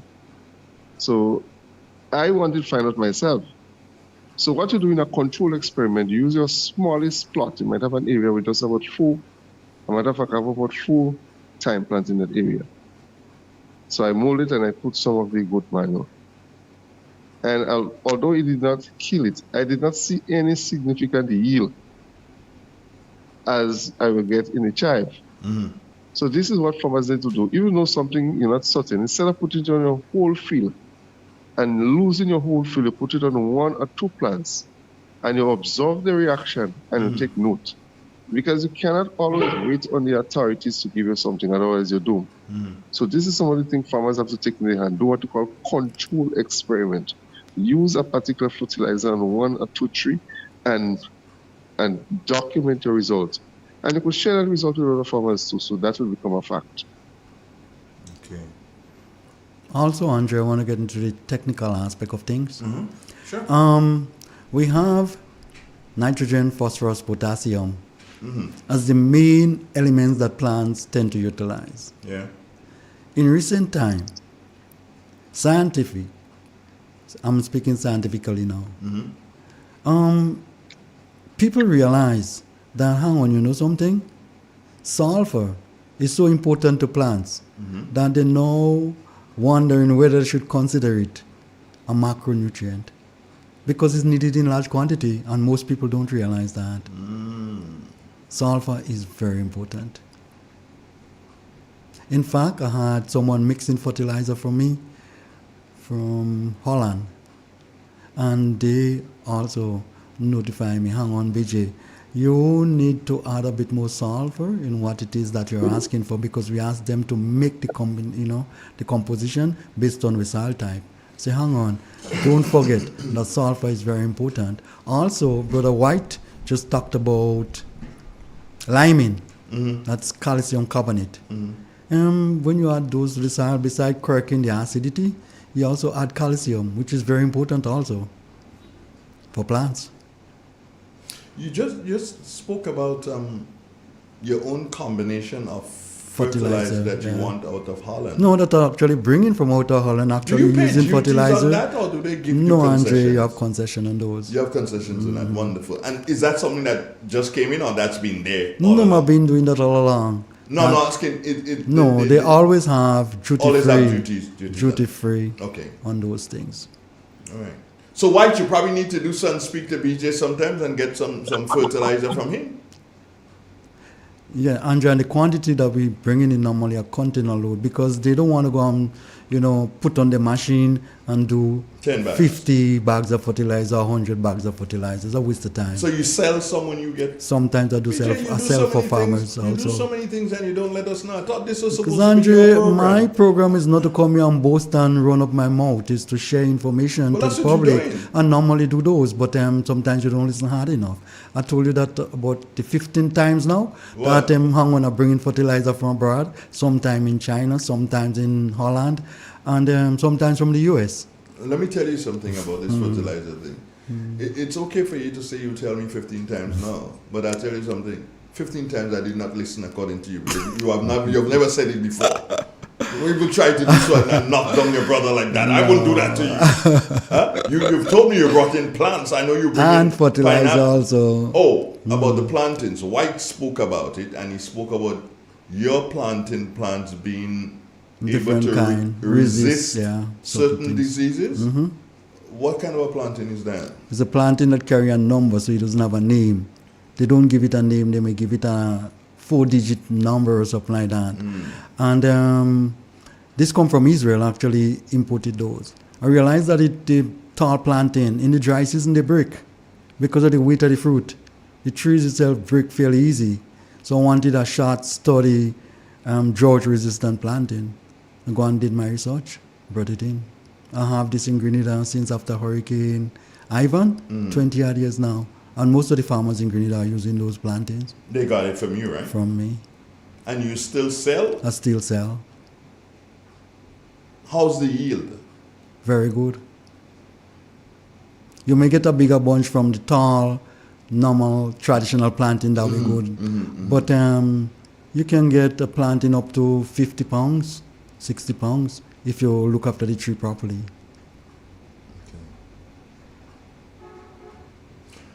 White, you said to us that you were, well, you said to me actually that you were harvesting a particular crop yesterday when you got injured. What was that? Tanya, I was harvesting Tanya. So what happened? You slipped or something? Yeah, I slipped when I pulled it on the tree. The tree broke when I slipped and fell on the cutlass.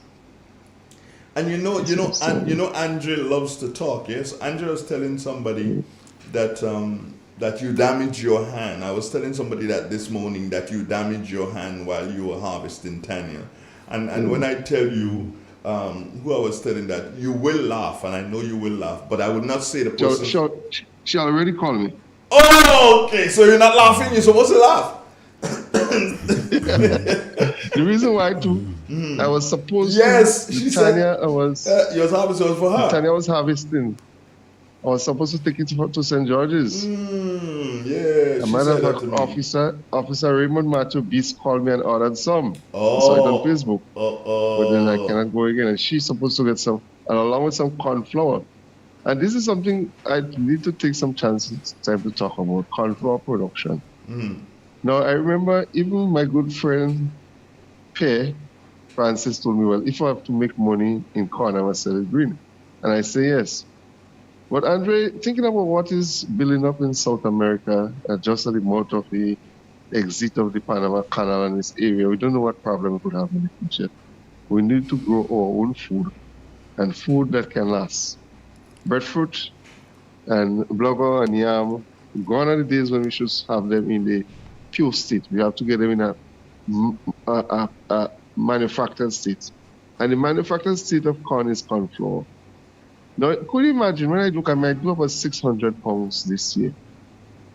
I am saying boldly here that to help our food security and food sovereignty, the government need to subsidize at least starting 100 farmers.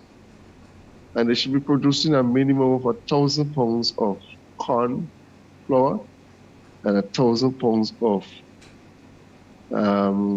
what we call cassava a year, because these are such good food, but it costs. Now, I sell in my corn flour on average about $5 a pound. Once you buy over 2 pounds, you get it for $5 a pound. Or not, if you buy 5 pounds, you only get it for $5 for it. If you buy a pound, it's $5 for it, to $6 for the pound. Now, if we subsidize that so that we can get corn flour to $3. And now I'm coming to you with your favorite topic. You know what? Get food and nutrition to help people to get the various ways on which you can produce corn. Now, Andre, I was interviewing several people, and people in Grenada don't any longer know how to make conky. Oh yeah, and that's so the much thing in versions the of banana leaf. of Yeah. conky now. Yeah, and there are so much versions of conky. You can stew your mincemeat and mix it with the flour in the conky. So when you're serving meal for your family, a conky is a complete 2 conky in a plate and some salad. That's a complete meal because they got the meat for the protein. You could put some peas into the conky. In Barbados, they usually grate. In Barbados, they do the sweet conky, which is like a cake. Yep. So they sweeten it with milk and essence, and they even put like a piece of pumpkin, a sweet piece of pumpkin, grate a piece of pumpkin in it, and they eat more as like a cake. So a conky will be an evening snack. So this, we suppose, Andre, what I'm getting at, that's how they're producing staple. When there is a blockade and flour and macaroni can come in, we should be eating and smiling. And I'm one of the farmers that is encouraging that. And I wish the government could put some money into that program. Farmers that have lands that is accessible by the plow, they could get the plowing free and run a subsidy. So corn could be cheaper and more available. And of course, if we have problem for 2 years, we still can have corn put away. So these are some of the things that we have to look at, and that is why I'm so heavy into the production of staple, and I enjoy making my contribution to Grenada's food security and food sovereignty. As you said, my favorite topic, GFNC, the Grenada Food and Nutrition Council. They're doing something, they just sit down in offices, they're wasting people money. You understand? They ain't wasting time, you know. It's money they're wasting.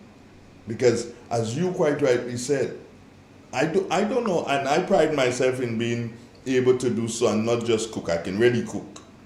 Do you understand? I can cook better than my sister, I know that. At least one of my sisters. I can cook better than her.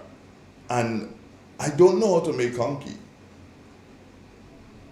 But I love corn flour. I bought some from you, and well, I'm going to buy some from you, sorry, today. And my thing is to go and make corn flour porridge. Because that's basically, I don't know how to make the cuckoo thing. I have to do so and go on YouTube and find out how to do so and put that corn and that coconut together and make a good cuckoo. I'll bring some for you, Whitey. I know you can't cook because your hand is damaged. So I'll bring some for you if I ain't blow up the tongue. But again, the Grenada Food and Nutrition Council, BJ, that is so very important. Andre, we need to take a collective, collaborative approach with regard to development. Mr. White been speaking about it for the whole morning, you too. And don't understand for what reason on earth that we taking so long to digest that. Andre and Mr. White making a very important point with this war and thing brewing up all over the world. And Panama Canal is in certain people's sight. I'm saying that we can have issues with regard to feeding ourselves, and Mr. White is very, very, very adamant. Mr. White is right. Yes, he's adamant that hang on, guys. Let's think about food security and food sovereignty. Let's think about positioning ourselves that in case things really turn up, in a manner that we don't really want, that we're able to survive. The Grenada Food and Nutrition Council. Well, listen, I've been begging these people in the region. You know that I've been begging these people. Bring your adverts. Send your adverts. Do you understand?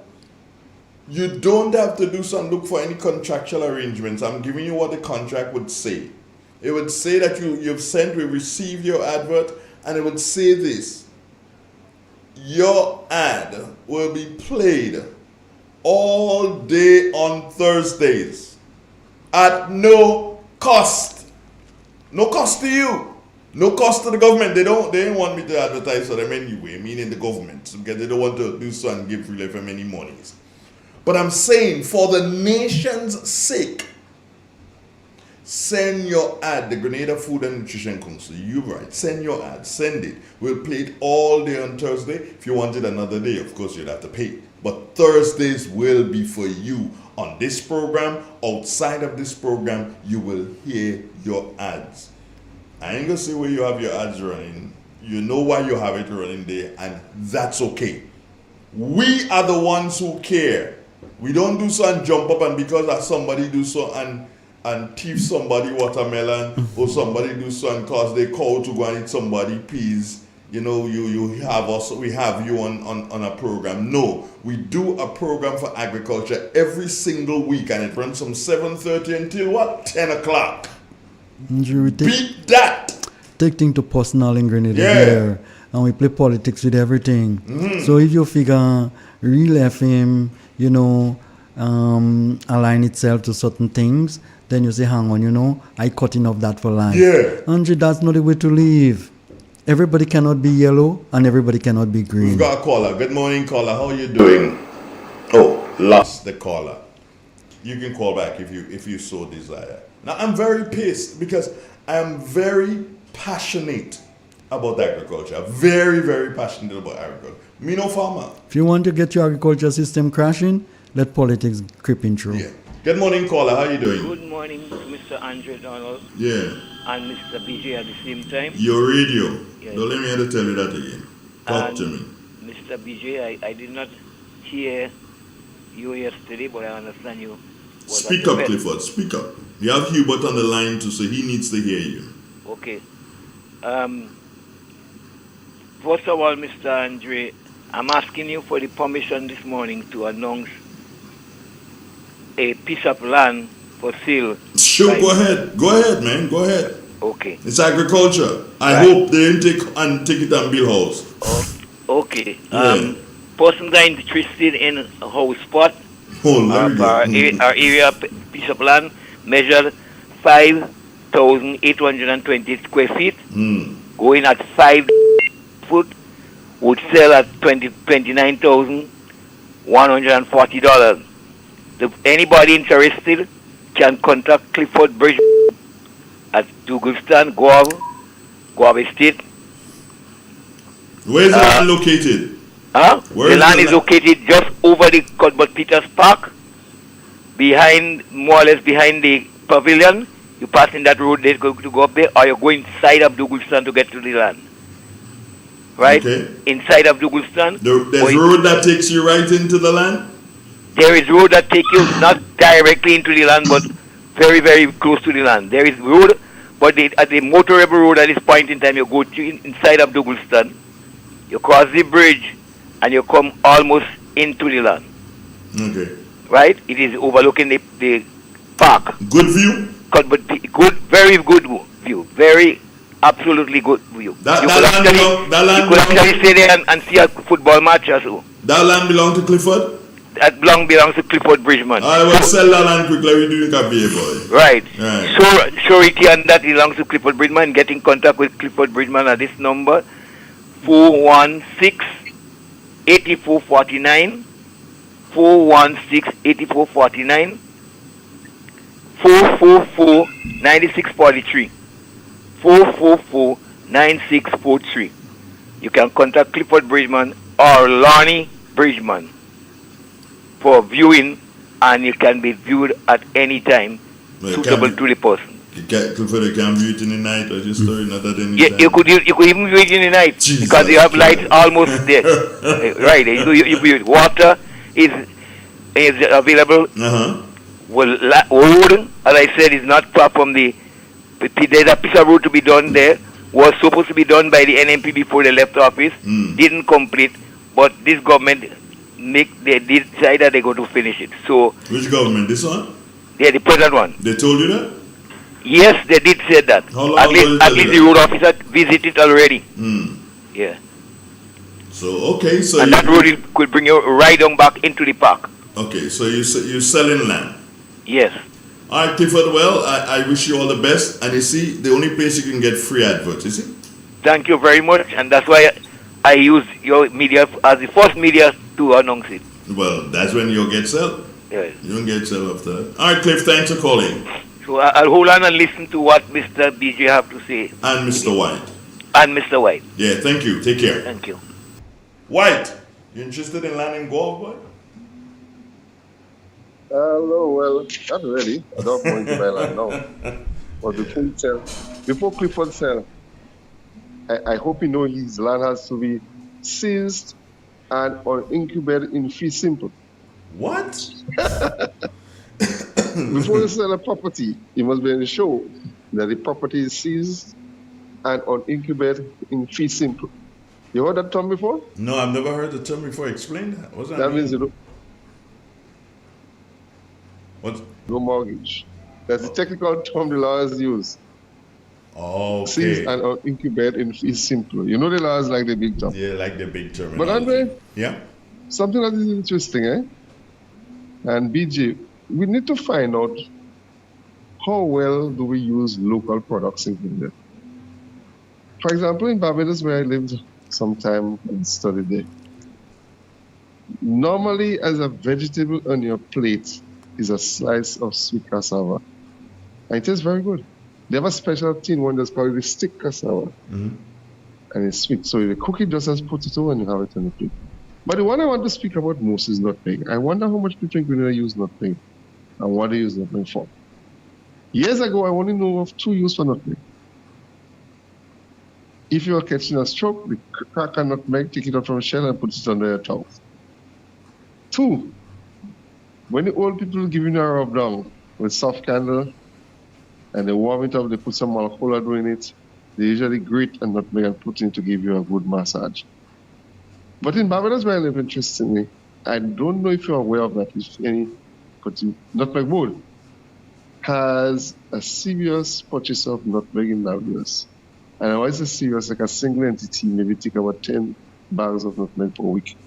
Normally, I used to go out with Liat when I was on the airport.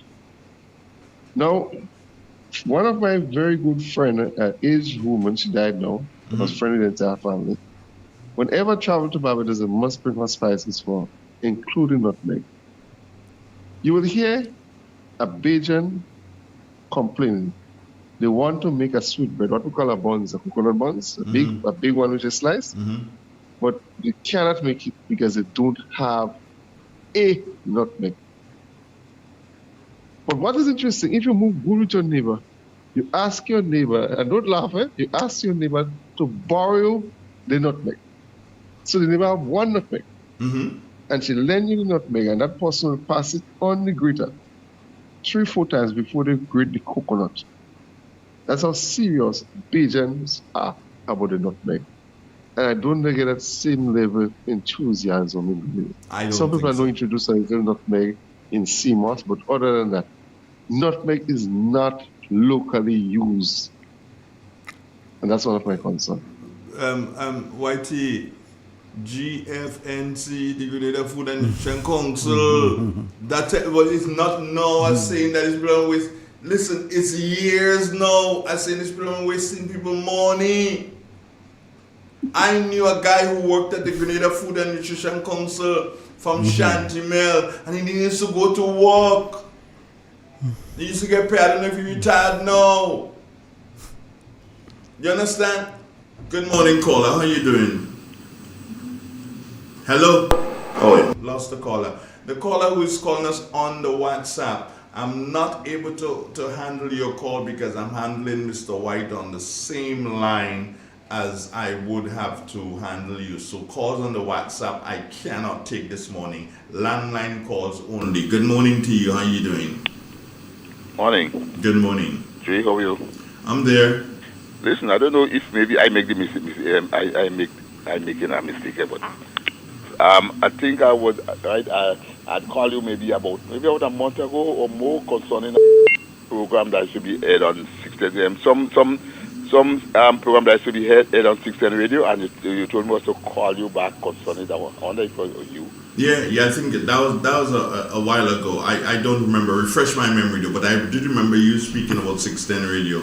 Yes. It was concerning a guy that saw a program.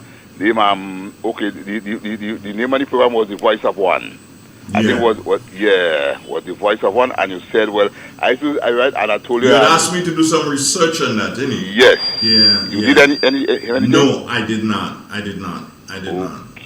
Okay. I just say, well, let me just call you back to find out, if you did anything concerning it, right? Because I told you to listen to it, and you said I think you said you used to listen to it too, and it was very interesting.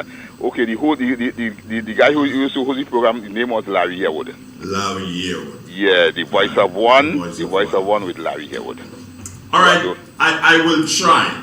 So many things to do and so little time to do it, but I will try. Okay, thanks, sir. All right, one love. Thanks, man. One love. Good. Right. There we go. Grenada Food and Nutrition Council. Call on the WhatsApp. I cannot accept your call. If I accept your call, I will have to cut off Mr. White, and I cannot cut off Mr. White at this time because he's an integral part of our program. And with the understanding, BJ, that Mr. White is injured, he can't go out in the field. I have him at home, so I'm going to utilize him. Why not? Yeah. Kill two birds with one stone.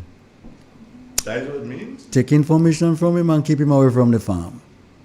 Okay. Hand gonna heal faster. And I'm so sorry to hear that, Mr. White, that you had this mishap. But it happens. How are you handling the farm now, Whitey? How are you doing? How are things going? How are you? Hello? Well, the tasks are really outlined, so the guys understand the task. Because it's one of the things you have to do as a landowner with your workers. Mm-hmm. You cannot just instruct them, but you have to give them the reason for your instruction.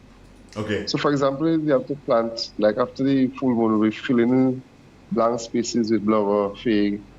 So I give them the rationale for choosing what spot to put what. For example, if it's a very area with shallow soil and cliffy area, you can put rock fig there because they're very, very resistant. But you should not put, if it's a shade area, you can put a banana. But planting and bloggers need very open terrain. So they have this, and they'll be guided by these principles.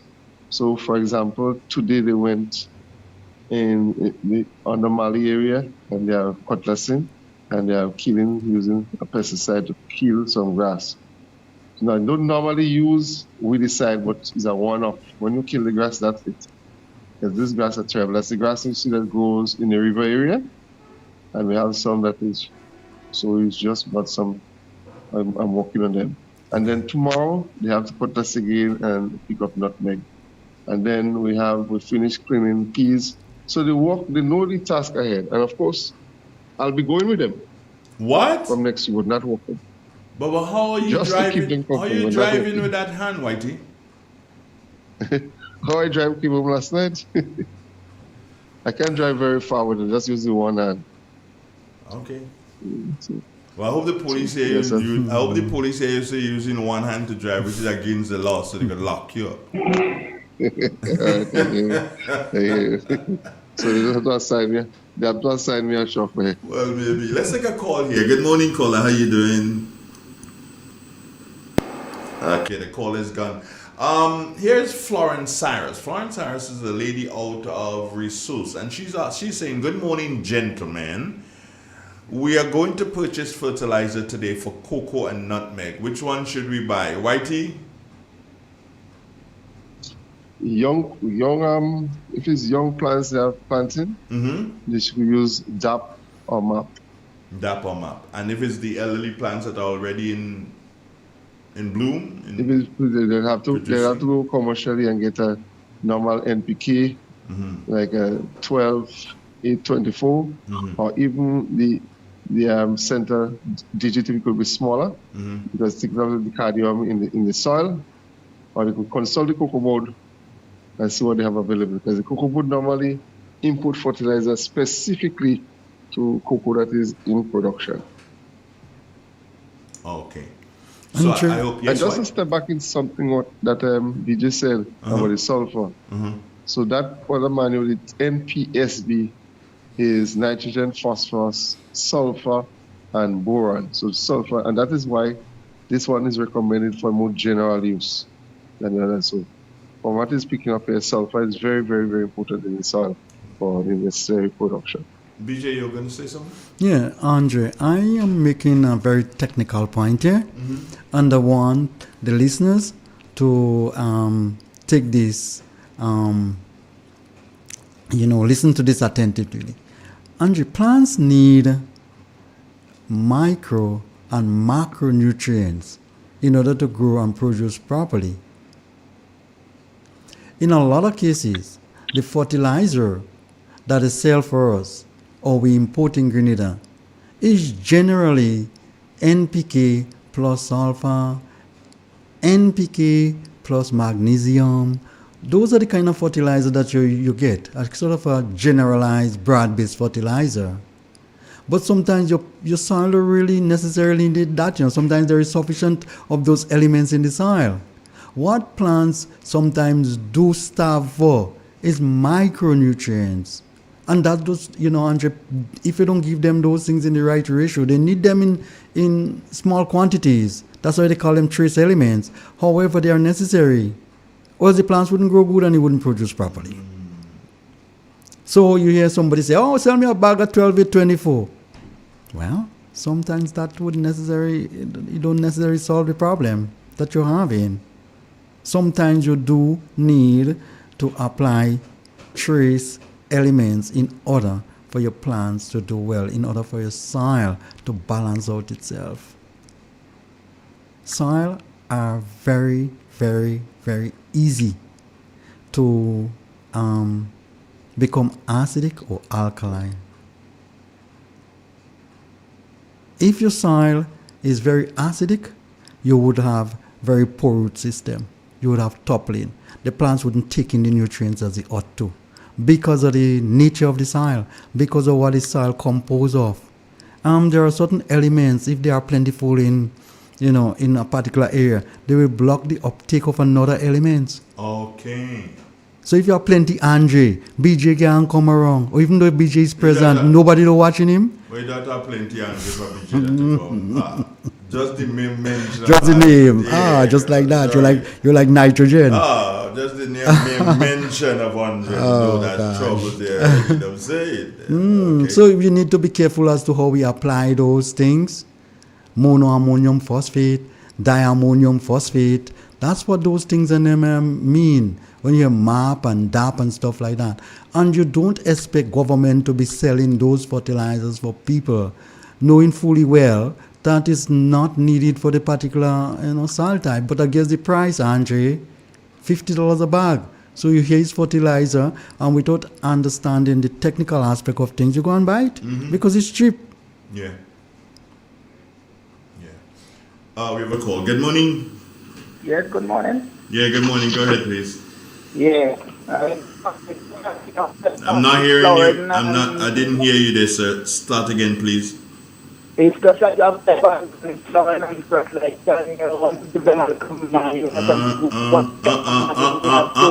We ain't hearing you. Hello.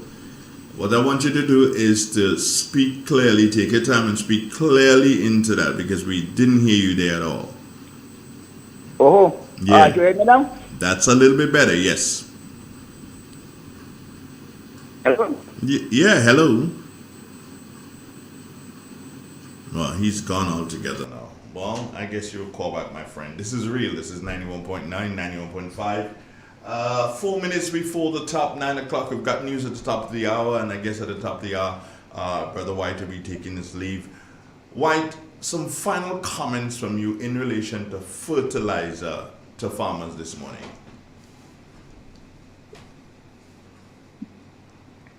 Yes, Andre.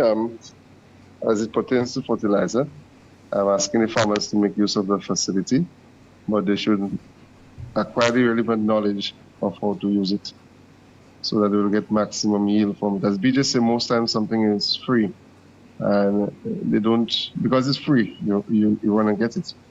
The other thing, if you remember, after the end of the revolution, there was some fertilizer in stove, and people don't know what the use of it, and they say the PRG had that fertilizer to make bomb. So something, but we living in the information age, and we should really take use of the online information that's available, and then we can go and research to it. Matter of fact, I'm searching that I see specifically a section on the fertilizer from Morocco. And on behalf of myself and the other farmers, I'd like to thank the people of the Kingdom of Morocco for such a generous contribution, and trust that it will have a positive effect on the agriculture industry. All right, Whitey, thank you so very much for your participation in our program this morning, and we wish you all the best in relation to the healing process. Thank you very much. All right, great, good. Right. All right. Andre, before we go for the news, break for the news, I don't want us to miss out that bit. One listener just send us a comment and say, hang on, sometimes all your soil needs is irrigation, oxygen, and that is so true. Sometimes all it needs is some moisture. And we take those things lightly. We don't apply air, and we apply water, yes, but we don't apply. But your soil needs to be irrigated. Or else you're going to have issue. The plant's root need oxygen. So sometimes it all... Hence the reason that's why when plants become waterlogged, the trees don't grow properly. Because there is no oxygen there. The water pushes out all the oxygen. And it becomes waterlogged. And here people say it becomes sour. Yes, it becomes sour. Acidic. It's easy for you to apply fertilizer and cause your soil to become acid. The plants could take up particular nutrients, and what it left behind, when it combined with the water, you get acid developing. So you need to be careful. Think about the composition of sulfuric acid and those kind of things. It's not a complicated process. On that note, BJ, we can pause for We should take a break. Yeah, take a break, and then we'll be back Yes. for the final hour of our agricultural program for today, Thursday. It's Thursday, the 30th day of October, 2025. Good morning, Grenada. Planting pride in every row, Grenada's roots forever grow. Sunrise brings the harvest call, banana nutmeg feeding all. We salute the ones who feed with every hand and every seed. Brave grow real, grow Grenada, heart of the land, real farmer flavor. Tune in, feel the nation rise. It's Thursday, we're proud and wise. On 91.9, Real FM style.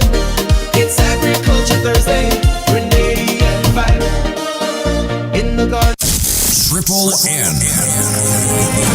Informative, entertaining, and first. Every hour on the hour. Welcome to the latest update of news as produced by Triple N. We'll have the details when we return. In an industry where customers expect quality, M&N Hardware Limited is a leader in locally manufactured aluminum windows, doors, roofing, and guttering. Our manufacturing division is efficient, flexible, and will always go the extra mile to surpass customer expectations. If you need security, sash, casement, or projected windows, we're able to do it. Our security and heavy-duty doors are state-of-the-art and can be customized specifically for you. Using innovative coating technologies and protective film, our roofing and guttering is weather-resistant, providing outstanding color retention for many years. Available in 24 and 26 gauge and a variety of color options. We are the leading company, a family that is proving to customers they can have their dream products. M&N Hardware Limited. Foundation to roof, let's build together. Hello and welcome back. The International Monetary Fund IMF staff concluded its official mission to Grenada, noting that the economy continues to navigate elevate global uncertainties following Hurricane Beryl. Economic activity remained robust, supported by strong construction and domestic sectors, which offset moderating growth in tourism. Grenada's fiscal position stayed comfortable with post-disaster financing frameworks and savings from recent citizenship and investment revenues, providing room for development investments. In the region, in Jamaica, 4 people lost their lives in St. Elizabeth during the passage of Category 5 Hurricane Melissa on Tuesday. Police have confirmed that the victims includes 1 woman and 3 men, though their identities have not yet been released. Head of the St. Elizabeth Police Superintendent Coleridge Minto reported that 2 of the bodies were found in the Gallon Beach area. We have 4 reports of deaths. 2 bodies were found this morning floating in the Black River area, and the other 2 bodies in the Gallant Beach area. We are continuing to support the recovery efforts and to ensure the safety as best as possible, particularly ensuring that the major corridors are clear. And so the JCF is providing that support to the various stakeholders, the JPS, the utility persons, the telecommunications persons, to ensure their safety as they go through to ensure that this area is restored as soon as possible. Minister of Local Government and Community Development Desmond McKenzie has expressed deep sadness over the loss of lives, describing the deceased as direct victims of the hurricane's impact. He extended condolences to the families and friends of those who perished. And in sports, in cricket, the West Indies bowlers started an otherwise unimpressive performance to carry their team to a 14-run victory over host Bangladesh in the second T20I on Wednesday and sealed a rare series win. Skipper Shea Hope and Alec Altanese scored half-century that put the region side into a superb position to post a formidable total at Bearshirstow Fight Lieutenant Matthew Radman Stadium, but from 106 for 1 in the 12th over. The West Indies suffered yet another collapse to finish on just 149 for 9 in their 20 overs. Their fielders then dropped 4 catches, but spectacular work from their bowling trio of Romario Shepherd, who was named player of the match, Akil Hossain and Jason Holder, bailed them out of trouble as they restricted Bangladesh to 135 for 8. It gave the visitors an unassailable 2-0 advantage in the best of 3 series and assured them of only their second T20I bilateral series win in their last 9 encounters. This ends the latest update of news as produced by Triple N. I am your presenter Kira Gunpot, thanking you for joining us.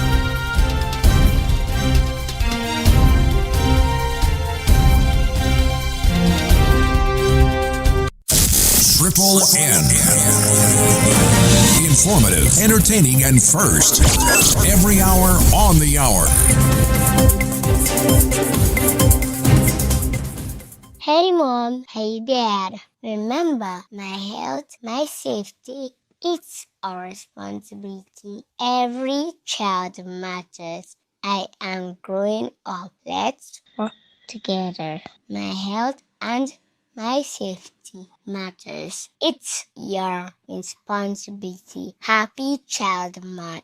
In Grenada, we supply fertilizers, herbicides, seedlings and nursery supplies, diesel water pumps, walk-behind tillers, organic and environmentally friendly agricultural inputs. We're serving you from 2 locations, at Birch Grove and booth 34 at the Vendors Market in Grenville. Cost-effective agricultural solutions for all your needs.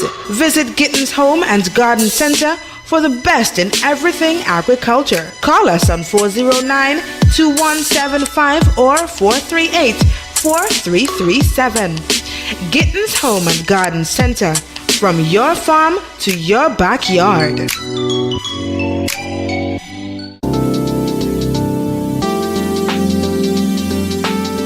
Are you passionate about helping others? Caring, compassionate, and reliable? Then guess what? This job is calling your name.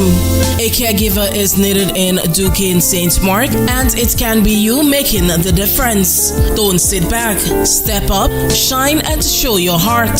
Call 442-9749 right now.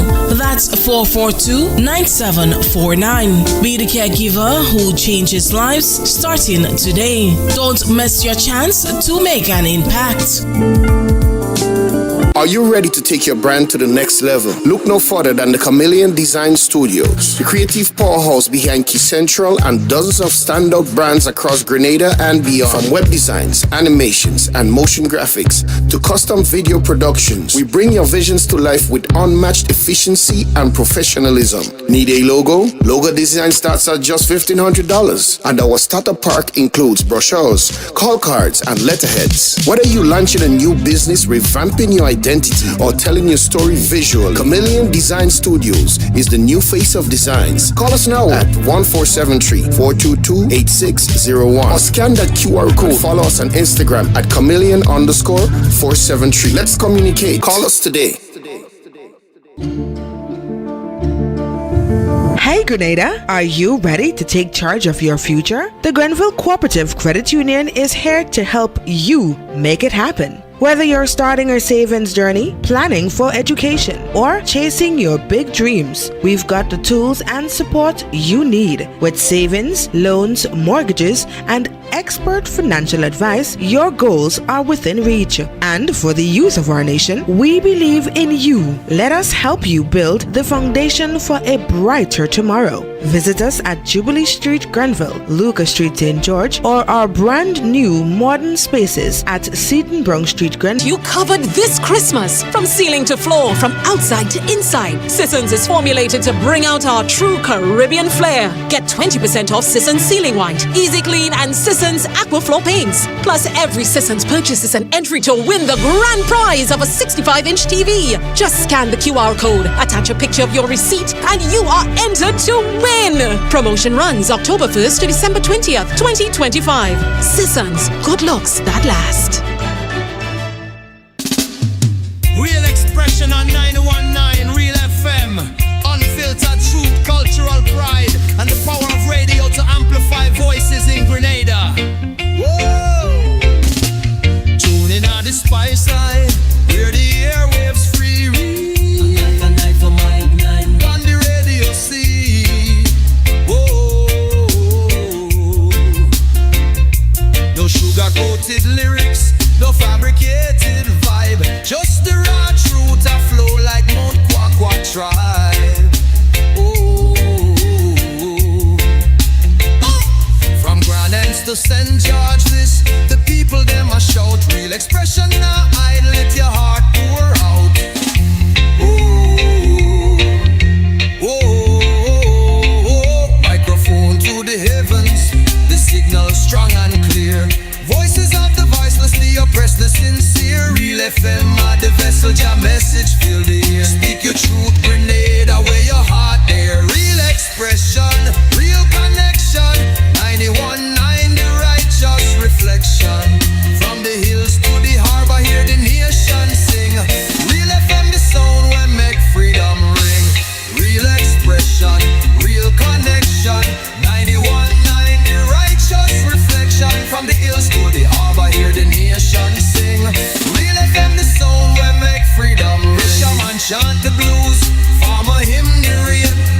shares her wisdom, use them chant for change. The radio no silence the struggles we face. Amplify the joy, the pain, the grace. Not making the rhythm, cocoa in the bass. Real FM hold the mirror to the spice all face.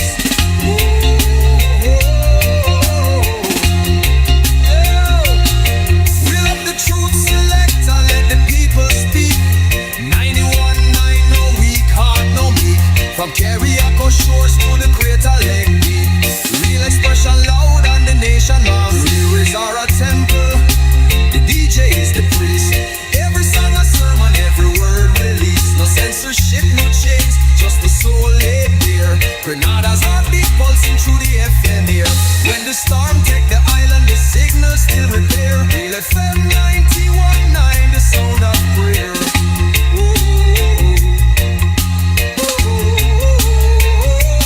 Real expression, real vibration. 91.9, the soul of the nation. Keep the frequency alive, no hesitation. Grenada voice rise.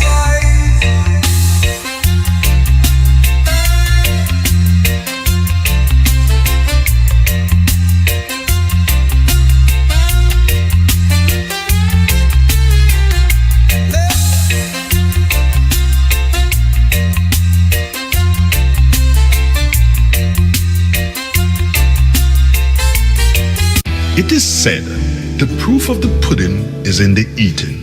Therefore, the authenticity of the beverage can only be acquired in the taste.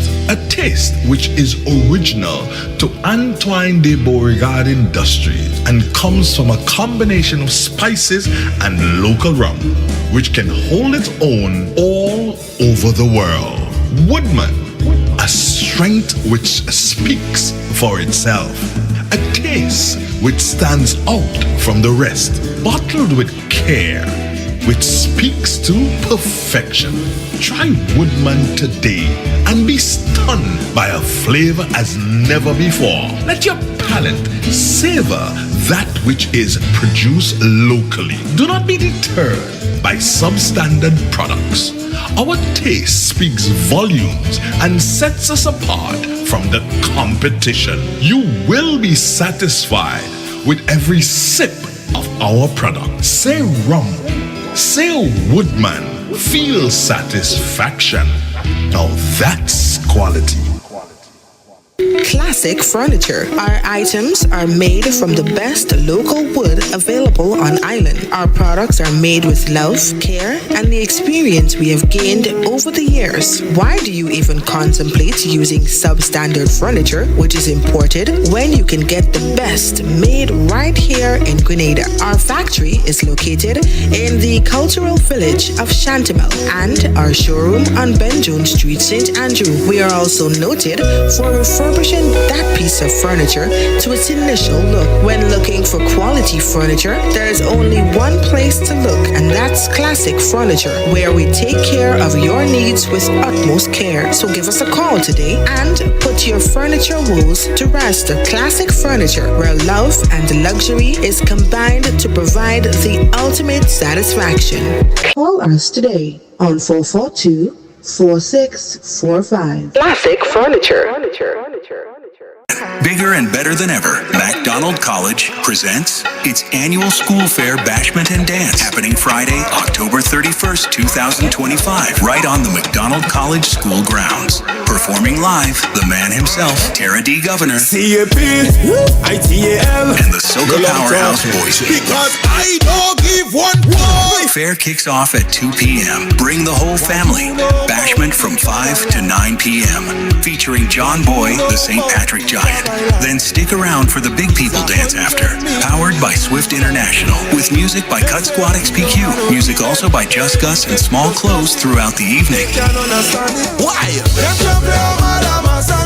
Sisson's got you covered this Christmas. From ceiling to floor, from outside to inside, Sisson's is formulated to bring out our true Caribbean flair. Get 20% off Sisson's Ceiling White, Easy Clean, and Sisson's Aquaflow paints. Plus, every Sisson's purchase is an entry to win the grand prize of a 65-inch TV. Just scan the QR code, attach a picture of your receipt, and you are entered to win. Promotion runs October 1st to December 20th, 2025. Sisson's, good looks that last. This is Real Xpressions Agriculture Thursday, only on 91.9 Real FM. From the soil to your soul, we growing real. From the mountain to the sea, farmers working endlessly, planting pride in every row. Green Day does roots forever grow. Sunrise brings the harvest call. Banana, nutmeg, feeding all. We salute the ones who feed with every hand and every seed. We grow real, grow Grenada. Heart of the land, real farmer flavor. Tune in. I am laughing, and you're probably wondering why I'm laughing. I'm laughing because BJ, I left the cameras on, so people would have seen me and you talking. Here, they probably wondering, What it is this I'm talking about it. You know, I'm laughing. Yeah, but BJ asked me a question and I can't answer. I don't know the answer to the question. Not yet. I'll think about it and then I'll think. So BJ, you spoke about soursop benefiting from the fertilizer that could benefit from the fertilizer White was speaking about, right? Yes, Andre. But I was never, and I'll be straight up with you. That should tell you how much of a farmer am I. I was never the person who would think that you need to fertilize the soursop. You have to. They need, for example, they need quite a bit of boron. Some plants do need higher levels of certain elements than another. And this is one of the things that soursop do need. They need a higher level of boron than other plants. Some plants may take it in and or you apply that level and it don't do well at all. However, soursop do need a bit of that. Do you have to give fertilizer to peppers? More regular than any other plant. Because they peppers? Yeah, like peppers? Like peppers. They seasoning peppers? Yeah, man, they feed a lot. Are you kidding me? Yeah, man. They recommend that you harvest every week to take out the load on the tree when it starts producing. And they recommend that you fertilize every week. I say just plant them pepper. I recommend that you fertilize every day. I have somebody sent me 4 Scotch bonnet as we had. So, but I left them so they would get the seeds from it? Yeah, I think so I can get the seeds. That's good.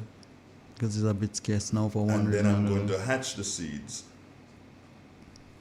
What's the process I should go through in hatching the seeds? Just hatch them?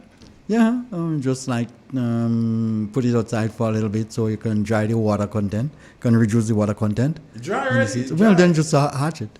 Dry, just hatch it. Yeah, put it in a box, and seed box, and put some proper soil and get seed it going. Box. Yeah, a little box, or you a tray if you want. Them seedling trays, you could. Where I get that to buy? You have to buy that. I can give one. Yeah, free. Like the black thing? Yeah, man. So you put one in each? In each cell, yeah. Each cell? Okay. And I could do just like how they're doing in the soil lab, in the place where they sieve the soil. Just sieve it and just. Yeah, you just get some pen manure, well broken down ones, and you put it in the tray, and that's it. I think somewhere in the. Or if you want some pit moss, I can also give you a few pounds to fill up a tray or 2. Yeah, because I have this. Because I need to hatch the things and see. I need that, kind of. And then I have to get some fertilizer to give to my pineapples. Do you fertilize pineapples, right? Yes, Andre.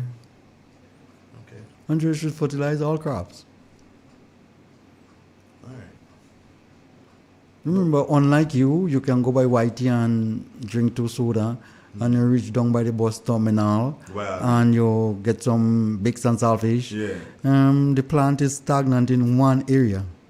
It's there. It can't move. Whatever is there, that's what it can be feeding on. We got a call. Good morning. Hello. Yes, good morning again. Yeah, good morning. Yeah, I was asking a question a while ago. What is best manual you could use for pepper water to for it able to continue to produce? BJ is like we heard that. Andre, pepper do need large quantity of fertilizers. However, a lot of people make that fundamental mistake. They just grow a pepper tree and they are being hopeful that it will continue to bear. Those things do have a life cycle. Okay. Also, you need to prune pepper. Pepper only bear or produce blossom on the soft part of the branches, at the tip of the branches. So if you continue to have hard stem, hard branches, nothing wouldn't happen. It's like cocoa. And cocoa bear on the stem, on the soft part. So if you have hardy tree, after time the tree gonna look for the soft areas to produce the flower, and then that's it. So you're gonna have a diminishing rate of return after a certain time. The law of diminishing returns. Yes. Yeah. Applicable here. Right. But So, also, Andre, he wants to know what kind of fertilizer you give. I would recommend that you use artificial fertilizer, but also recommend that the people who grow in pepper and want long-term production from it, they use inorganic fertilizer. That's organic fertilizer. Organic. That's pen manure and stuff, right? Pen manure and stuff. Because it releases the nutrients very slow, and so it will last over a longer period of time. Right, Plus, so it will hold water. Pepper do need quite a bit of water. You heard that? You heard that? Yes, do that mean the local pen manual? The local pen manure. Yeah, The well broken down ones. If you can, you wouldn't see the effect in a week, but within 2-3 weeks, you will start seeing the effect. All right then. All right then. Thank you for calling. All right. All right. No. When people call like this, people call like this, and we give them the information that we have. And when I know that the Ministry for Agriculture, when I know that CARDI and organizations like that have so much information that they want to impart to the farmers, and they have a free platform, BJ, to do it, and they're doing it. Green Food and Nutrition, gong, sir. What happened?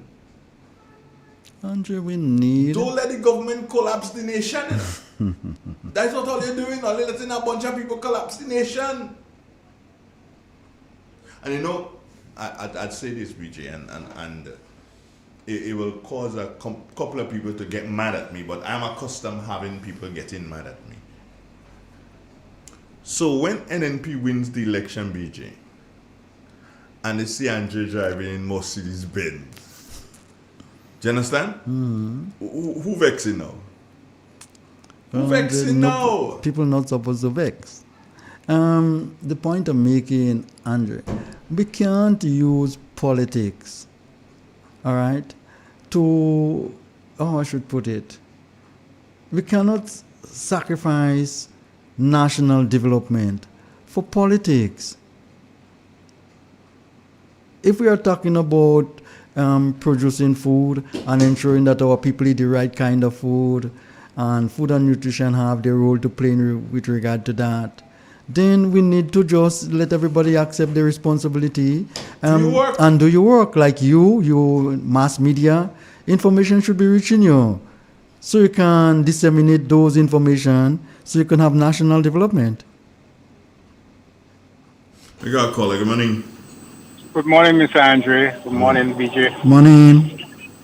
BJ, I want to give you a bit of advice as it relates to when the opportunity arises, when you take office as Minister of Agriculture, I want you to dedicate one of the government estates for the schools to put. The reason for that is that the estate should be producing vegetables and other crops for the schools, and also that should be used as a training ground for future farmers, meaning that for the students who are interested in agriculture. So I hope when the opportunity arises, that is possible in some form or the other. Thank you very much. Thank you, sir. Well, not just that, BJ, but I want the next Minister for Agriculture, not under this administration, because no waste of time, forget Chotai. The next Minister for Agriculture has to do so, and education too. They have to do so and decide what is McDonald College doing with all that land, and what is Montrose doing with all that land that they have. And I don't know which other school have lands, but what are they doing with lands? You can't have land just sit down there just making monkey trick. Well, Andre, I was in McDonald College last night and we had this meeting over there. Yeah. And it feels kind of, overwhelmed to be sitting there. And that's my school. And my love for agriculture was seriously developed when I was in McDonald College. There you go. I didn't like the classroom. I always want to go to the school garden. And from then I know that, I'm an outdoor person. And, my love for agriculture, it started at River Valley, but sort of consolidated and grown when I came to McDonald College. We had a caller there. And man, you guys don't know. I don't know. I ain't giving up. I can't give up. I cannot give up. And people who love this country and people who are conscientious cannot give up. Andre, there used to be the system is failing. There used to be a guy named Dare. I don't know if he's still there. Yeah, he's there. Dare is there. Man. Yeah, you need to find him. You can find him on the step. He has a small parlor, I think, on the long look step. For him, man. Yeah, man. And Andre, what was nice? Sometimes we would grow corn and stuff. Mm-hmm. And, visiting the school garden, he will catch a fire, he will do it ital. Yeah. And we can roast some corn there. Yeah. And, he's there. He's retired. He's retired. I think he has a little parlor thing on the long step. You need to, just after the Seventh-day Adventist Church, I think somewhere around there, he has a little thing there. Good morning, caller. How you doing? It's me again. I want to ask my question again. Somebody told me to get the baking soda and the sugar for the nutrition of the pepper and spray them on the leaves and the root. Is that could work? We normally use baking soda sometimes. Mm-hmm. And we normally use sugar and stuff like that. But those things have to be used in very minimal quantities. It's like you can't use plenty in those. You can cause your soil to become toxic. But there is no harm in you using a bit of that. Some people do. No, some people do. Definitely they do. And some people get good results from using those. But I'm just telling you that you need to be careful when you're using those. Try to use it in very small, in small quantities. Yeah. All right. Okay then.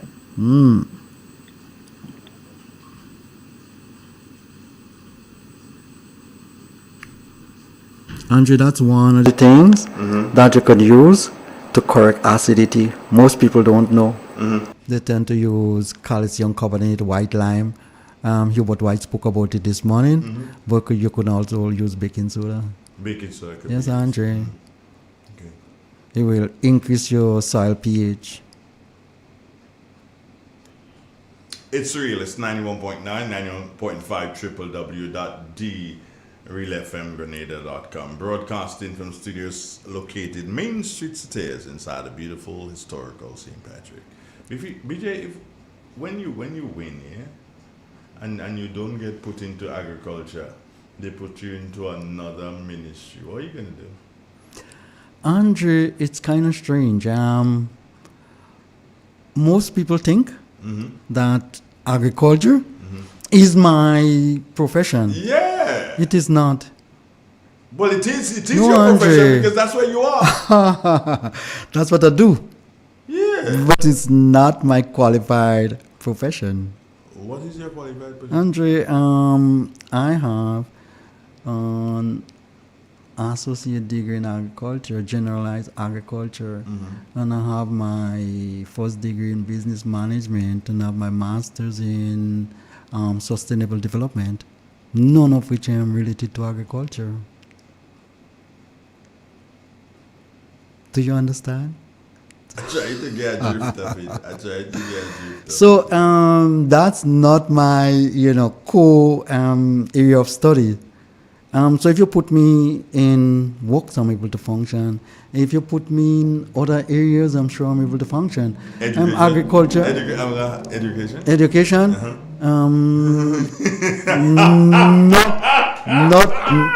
Not in that kind of area. After them teachers.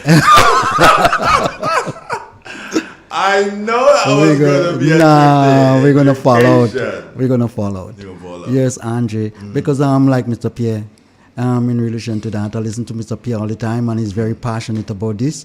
Andre, let's face it, based on the quantity of money that we are spending in our education system, we are not getting the result for it.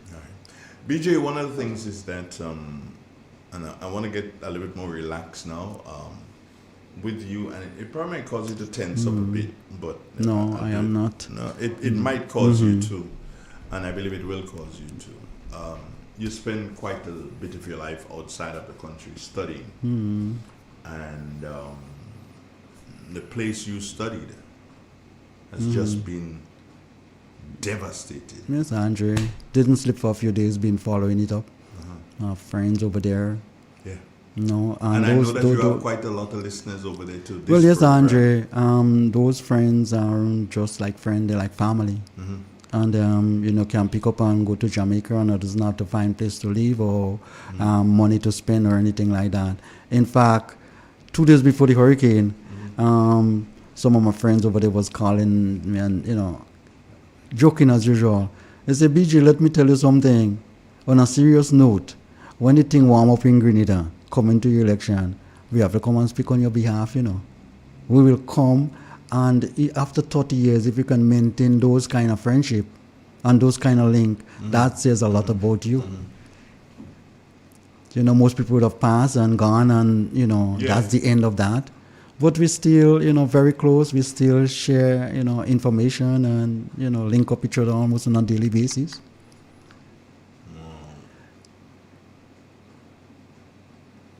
We have a group chat, Andre, with 600 people on it. Students, and that's our batchmate. And there was maybe about 30 foreigners, and they all drop out except me. And I'm very, very, very disheartened by what happened in Jamaica, but what I say, God works, and you just can't do anything about it. We have to pick up the pieces, we have to work hard, and we have to straighten back that country. Careful how you say this thing what God works. Well, I don't know. Is the devil work or God work? It's natural. I don't know. Well, something happened. Somebody said to me, "Good morning, Christy Batista. How you doing?" Somebody said to me, "Andre, I do understand people.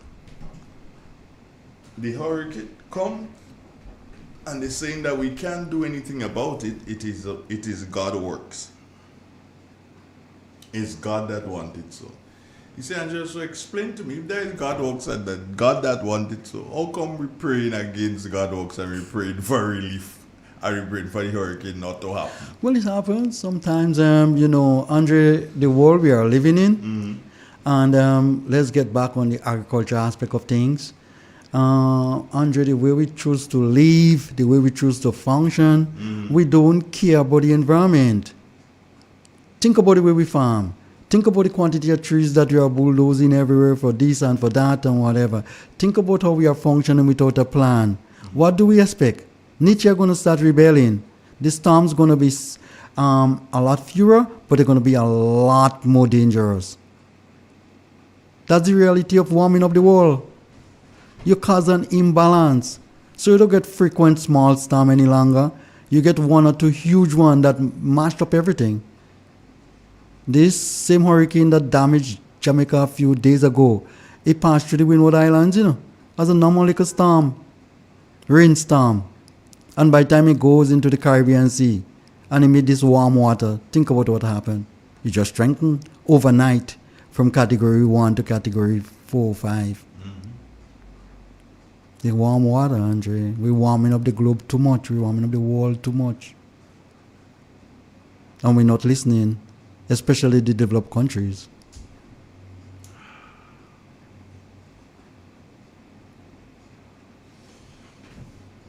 Yes, there used to be hurricane in the world, and yes, they're going to be hurricane even after you're gone.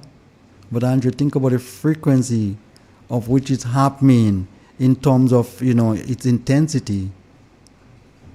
The intensity is getting, more harsh all the time.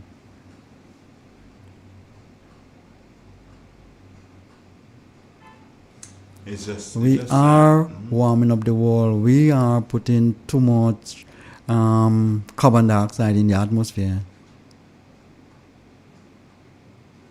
Andre, if this thing don't balance, the world have a way of trying to balance itself, That's what is happening. Nature have a way of trying to circle back things.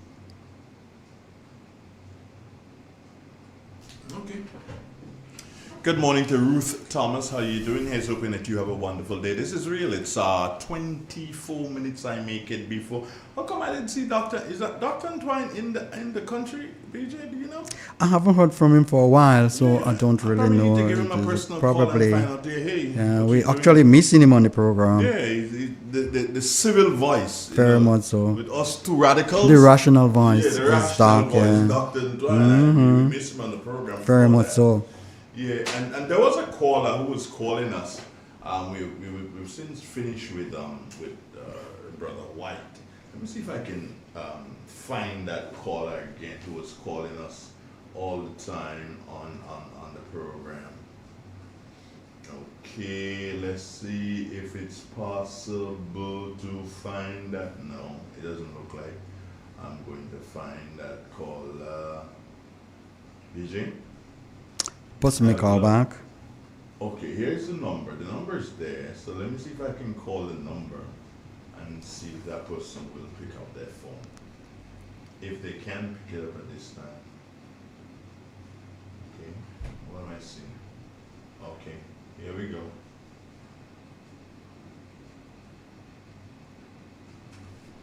What happened to this thing? Is this thing ringing? Yes, it is ringing, BJ. Let me see if that person was going to pick up that phone.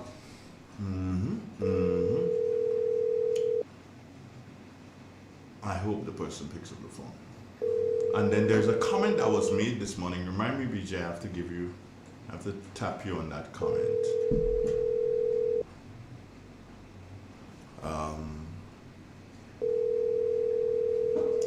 Alright, so it doesn't seem that the person is able to pick up the phone. But BJ, one of the things is about 2 years ago, I had a program, agricultural program it was, where Joshua was a part of the program. And one of the things that Joshua spoke about, which is very important, and to me still is very important today, and he chose to speak about the discussions with the, how you call them, Caribbean Agro, on the reduction discussions that would lead to the reduction of feed price. Do you remember that program? Yes, Andre. That was 2 years ago. Yes. And Joshua did say that the Prime Minister was going to do something about it because the Prime Minister was very instrumental. Joshua, I hope you're listening. Someone raised it this morning in the chat and said, hey, do you remember Joshua saying, I'm like, in my mind, I'm like, yeah, I remember Joshua saying that the Prime Minister said he was going to be doing something about it. Yes, Andre. And people don't forget. Has anything been done? Objective lesson number 1. Don't tell the people that you're going to do something. That you're going to do something when you know fully well you cannot do it. That's the worst thing you can do when it comes to dealing with your agriculture system. The second thing, Andre, somebody mentioned a while ago, I'm going to answer your question, those are just preamble. Somebody said a while ago, Andre, that pen manure and seaweed is very good. And that's true. But if we don't have no chicken, and if we have the feed price exorbitant, how are we going to get the manure? We're going to import chicken manure just now too? Andre, the point I'm making is that this is a problem that needs to be solved. If you have to take care of your small ruminants and your poultry, you need to have cheap feed. Cheap, good feed.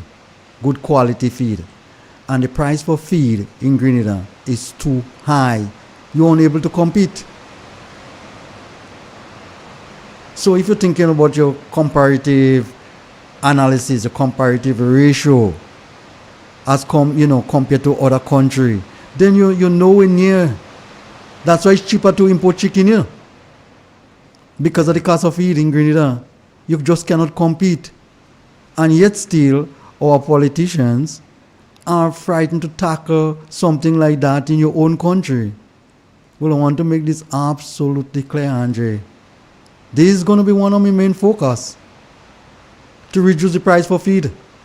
Somebody going to have to take me to court. Somebody have to get me out from, being a member of government. Somebody will have to kill me.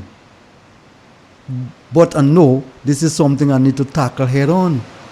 Caribbean Agro have to understand that, yes, we may have some legislation in place that, exists from God knows when, and if it's affecting our countries and affecting our people, that live here, and if it's affecting our farmers, if it's stopping them from, basically, making progress, then we have to make the adjustments.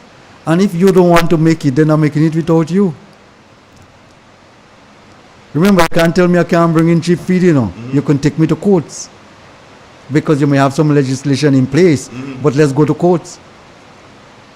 I know my farmers are getting cheap feed. If you don't want to sell it for them cheap, then I'm making them, or I'm ensuring that they can bring it in for themselves. We live in a free world, free market system. So nobody can come and tell me you have a monopoly to do X, Y, and Z in your own country that is affecting you.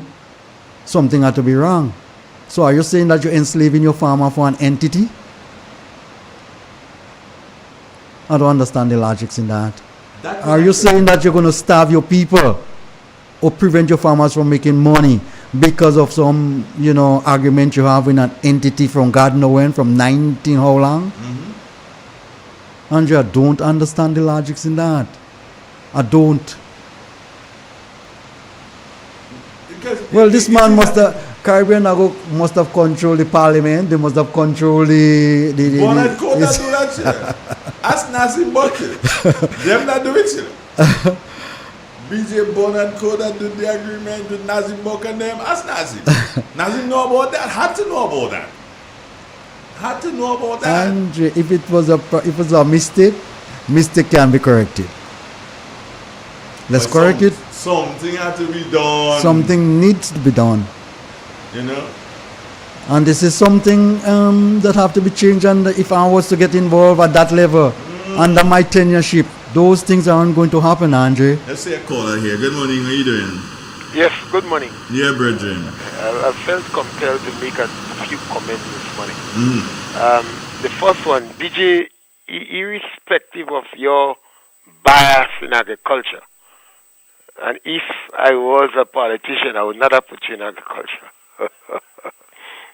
Irrespective of your bias, I would not have put you in agriculture. Where would you put it? And I think that is one of the mistakes that we make. I would never I thought we sacrifice Otwin well when we put her in tourism. And I thought the best way for Otwinel was education and agriculture. And BJ, I wouldn't hesitate to put you in education. Because you see, if we are going to make the changes, we have to go after our children. Just a point on Caribbean Agro, feed. It seems that feed is the major point to attack when we're dealing with production. It's kind of sad that sometimes the people from veterinary can't speak. And I say can't speak because they wouldn't want to go and say anything that it might appear or look that the government disagrees with, so they prefer to shut them out.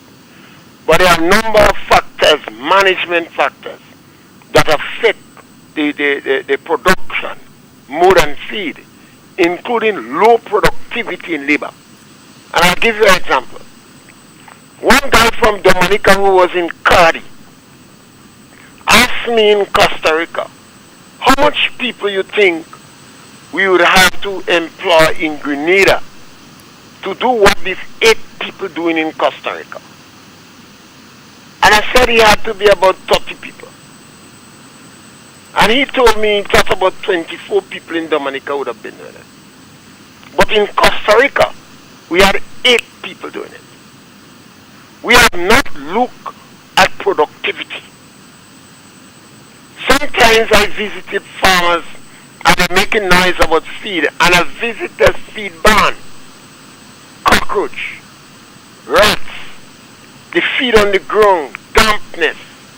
They're not even elevating the feed.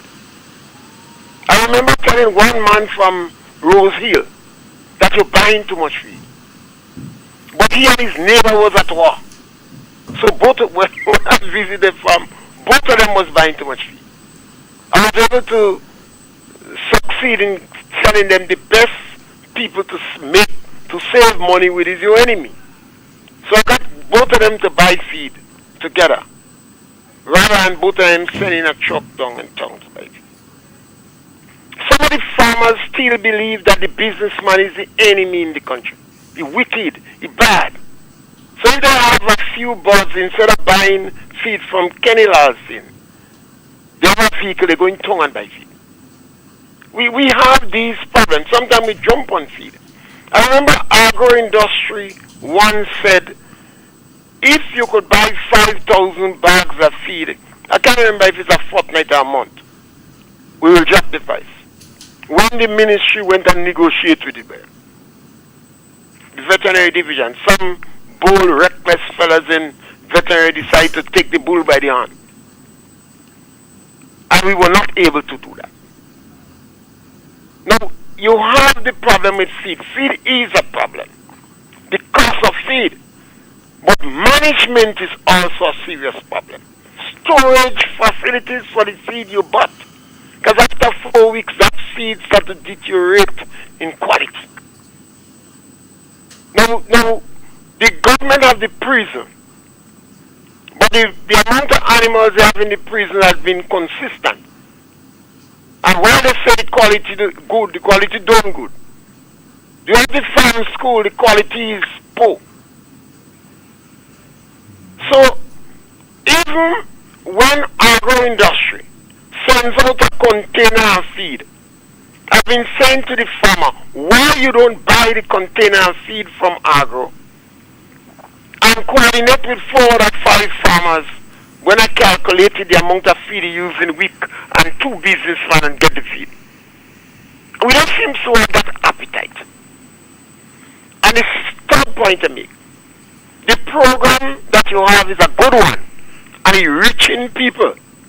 Not because government and the commodity board are not coming to your program and not advertising on your program. That doesn't mean the program is not reaching them. And there are a number of young people who are listening to the program and changing their attitude towards agriculture. You know, Grenada Food and Nutrition Council is a reflection of us. And my brother asked a question, how much nutmeg we consume? I would say 0.11% of nutmeg Grenada consume. How much cocoa do we consume? And what are we doing to encourage Grenadians to consume more cocoa? Nothing. What are we doing to encourage Grenadians to consume more eggs? I think the amount of eggs we eating per annum might be about 60 or 70 eggs per annum. Could we raise that to 200 eggs? Because eggs is good for your health and it's good for your brain. But the Ministry of Agriculture perhaps could come up with an advertisement for eggs. And you should forget the Ministry of F&N, or how you call Food and Nutrition. If you want to provide a free advertisement for Grenada, provide a free advertisement on eggs. It's good for your health, it's good for your brain. Eat more eggs. And that might be very helpful. But I really enjoyed the program this morning, and Mr. White was speaking as if he's a professor in a university. Maybe I like that. and DJ, you made a statement on radio once about why you love River Valley. I would really like you to do a 1 or 2 page document on why you love River Valley. Because I thought it was so good and pertinent for agriculture. When I'm speaking about the love of my community, I never thought about location. I look at the spiritual realm. But in your case, I really highly appreciate, admire, and I believe you compel. I wouldn't want nobody else do a 2-page document at least on why I love River Valley. My brothers, thank you. Thank you for calling. What say you, bro? What say me, Andre? I look at this from a different angle. Always I admire Mr. Pierre, and the reason for it is that he sort of think out of the box. And this morning you can hear it again. BJ, I wouldn't want you in agriculture because you could be wasting time there. And listen to me, man. The base of the problem, the source of the problem is our youth. Is our education system. And that's where I wouldn't hesitate to chuck you inside of there. I don't know if Mr. Pierre knows only 3 weeks are going to last there. Some people going to squeeze me throat and, whatever. Because, Andre, the thing that we have to understand is that sometimes genuine development, it takes time. And we have to be patient and tolerant about it. And we have to start somewhere. And there is no better place to start than to start with the young or the kids in the school. And I think our education system is failing us. I don't know for what reason. Andrew, you think about it. You're just speaking about it just a while ago. McDonald College, Montrose, River Valley, all of those places used to have really nice, farms, so to speak. The kids used to go in there every Friday we used to get there. And our class had to go in and have its own garden going on and stuff like that. So, Andrew, would you believe when I left McDonald College and went to farm school in Jamaica, every single day for 3 years, I had to get up and go on the farm.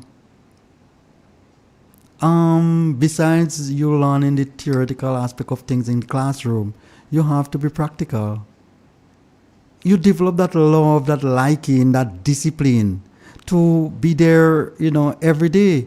So the guys in my village, in my parish, they normally say, BJ, you know something? You don't get tired. How you do this thing every day? Boy, I didn't just doing this thing every day. They train me to do this thing every day. You have to get up 5 o'clock every morning. And you have to go and milk the cow. You have to ensure that the milk are, of the best quality. And you have to get it to the hospital for 8 o'clock in the morning. Or the patients in the hospital wouldn't be getting proper milk to drink. They ain't got milk. So, Andre, it's just the discipline. I used to admire this little goat farm that they had behind the Anglican school there. They still have it. They still have it there. So the kids could have gone and learned to do, goat production and rabbit production and all of those things. This is the way to go, Andre. If you want to develop a practical society, a society that look after itself, you have to educate the kids along that line, and you have to start at an early age, or else you're going to have issues. They wouldn't like it. It'll be something that you force upon them if you didn't train them to do it. So I would want to basically concur with what Mr. Pierce said this morning. I think he's somebody that is full of wisdom, and I always listen to him every 12 o'clock in the day. So at least, I can expand my knowledge. And here this morning again, he's saying, Bitchy, hang on. You might like that area and you might have a preference, but whether or not it's the right thing for you is a different thing altogether. What's your final word for this morning? My final words for this morning is that all is not lost, and I hope Mr. Hubert Whitehand heal up fairly quick. And sort of admire the way he expounded on whatever he was saying this morning with regard to fertilizer. And hopefully we can continue that conversation another time, because fertilizer is very, very, very important. And if you don't know how to apply it properly, you can be wasting time, money, and effort. Hey, Bertrand, I thank you again for being a part of this morning's You're more than welcome. You have me every Thursday, and Grenada have me every Thursday. Andrea, I wish Food and Nutrition can say the same thing. Andrea, you have me every Thursday. That would be really nice. That would put a smile on your face. Or would you go on to something else? Just now go forget them. Just now go forget them. No, don't. Anyway, Please don't. take care. Have a good morning. Take care. Good morning, Grenada. Yeah, goodbye. This is Real 91. Stay with us, friends. Only on 91.9. Angel's Beauty Salon and Barbershop, Bruce Street Mall, St. George's, your one-stop destination for all things beauty. Hair services, relaxes, waves, treatments, braids, cornrows, natural hairstyles, locks and lock installation, wig installation, nail services, acrylic nails, gel nails, pedicures, and more. Call or WhatsApp us today, 1473-403-4421 to book your appointment today. Bigger and better than ever, MacDonald College presents its annual school fair bashment and dance, happening Friday, October 31st, 2025, right on the MacDonald College school grounds. Performing live, the man himself, Tara D. Governor, C-A-P-I-T-A-L, and the Soca Powerhouse Boys. Because I don't give one boy. Fair kicks off at 2 p.m. Bring the whole family. Bashment from 5 to 9 p.m. Featuring John Boy, the St. Patrick Giant. Then stick around for the Big People Dance after. Powered by Swift International. With music by Cut Squad XPQ. Music also by Just Gus and Small Clothes throughout the evening. Why? Sisson's got you covered this Christmas. From ceiling to floor, from outside to inside, Sisson's is formulated to bring out our true Caribbean flair. Get 20% off Sisson's Ceiling White, Easy Clean, and Sisson's Aquaflow paints. Plus, every Sisson's purchase is an entry to win the grand prize of a 65-inch TV. Just scan the QR code, attach a picture of your receipt, and you are entered to win. Promotion runs October 1st to December 20th, 2025. Sisson's, good looks that last.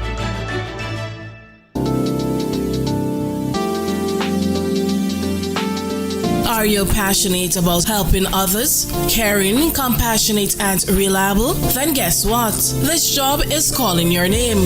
A caregiver is needed in Duquesne St. Mark, and it can be you making the difference. Don't sit back. Step up, shine, and show your heart. Call 442-9749 right now. That's 442-9749. Be the caregiver who changes lives starting today. Don't miss your chance to make an impact. Angel's Beauty Salon and Barbershop, Bruce Street Mall, St. George's, your one-stop destination for all things beauty. Hair services, relaxes, waves, treatments, braids, cornrows, natural hairstyles, locks and lock installation, wig installation, nail services, acrylic nails, gel nails, pedicures, and more. Call or WhatsApp us today, 1473-403-4421 to book your appointment today. Looking for a wholesome and fun day for the entire family? Mark your calendars. The St. Michael's and All Angels Anglican Church Paraclete invites you to the Harvest and Thanksgiving Mass and Sale on Sunday, November 2nd, 2025. Start off your day with a reflective Thanksgiving Mass at 7:30 in the morning. Then from 3 p.m. to 10 p.m., the celebration continues. Enjoy fresh fruit. Triple N. In Informative, entertaining, and first. Every hour on the hour. This is the latest update of news as produced by Triple N. We'll have the details when we return. Classic Furniture. Our items are made from the best local wood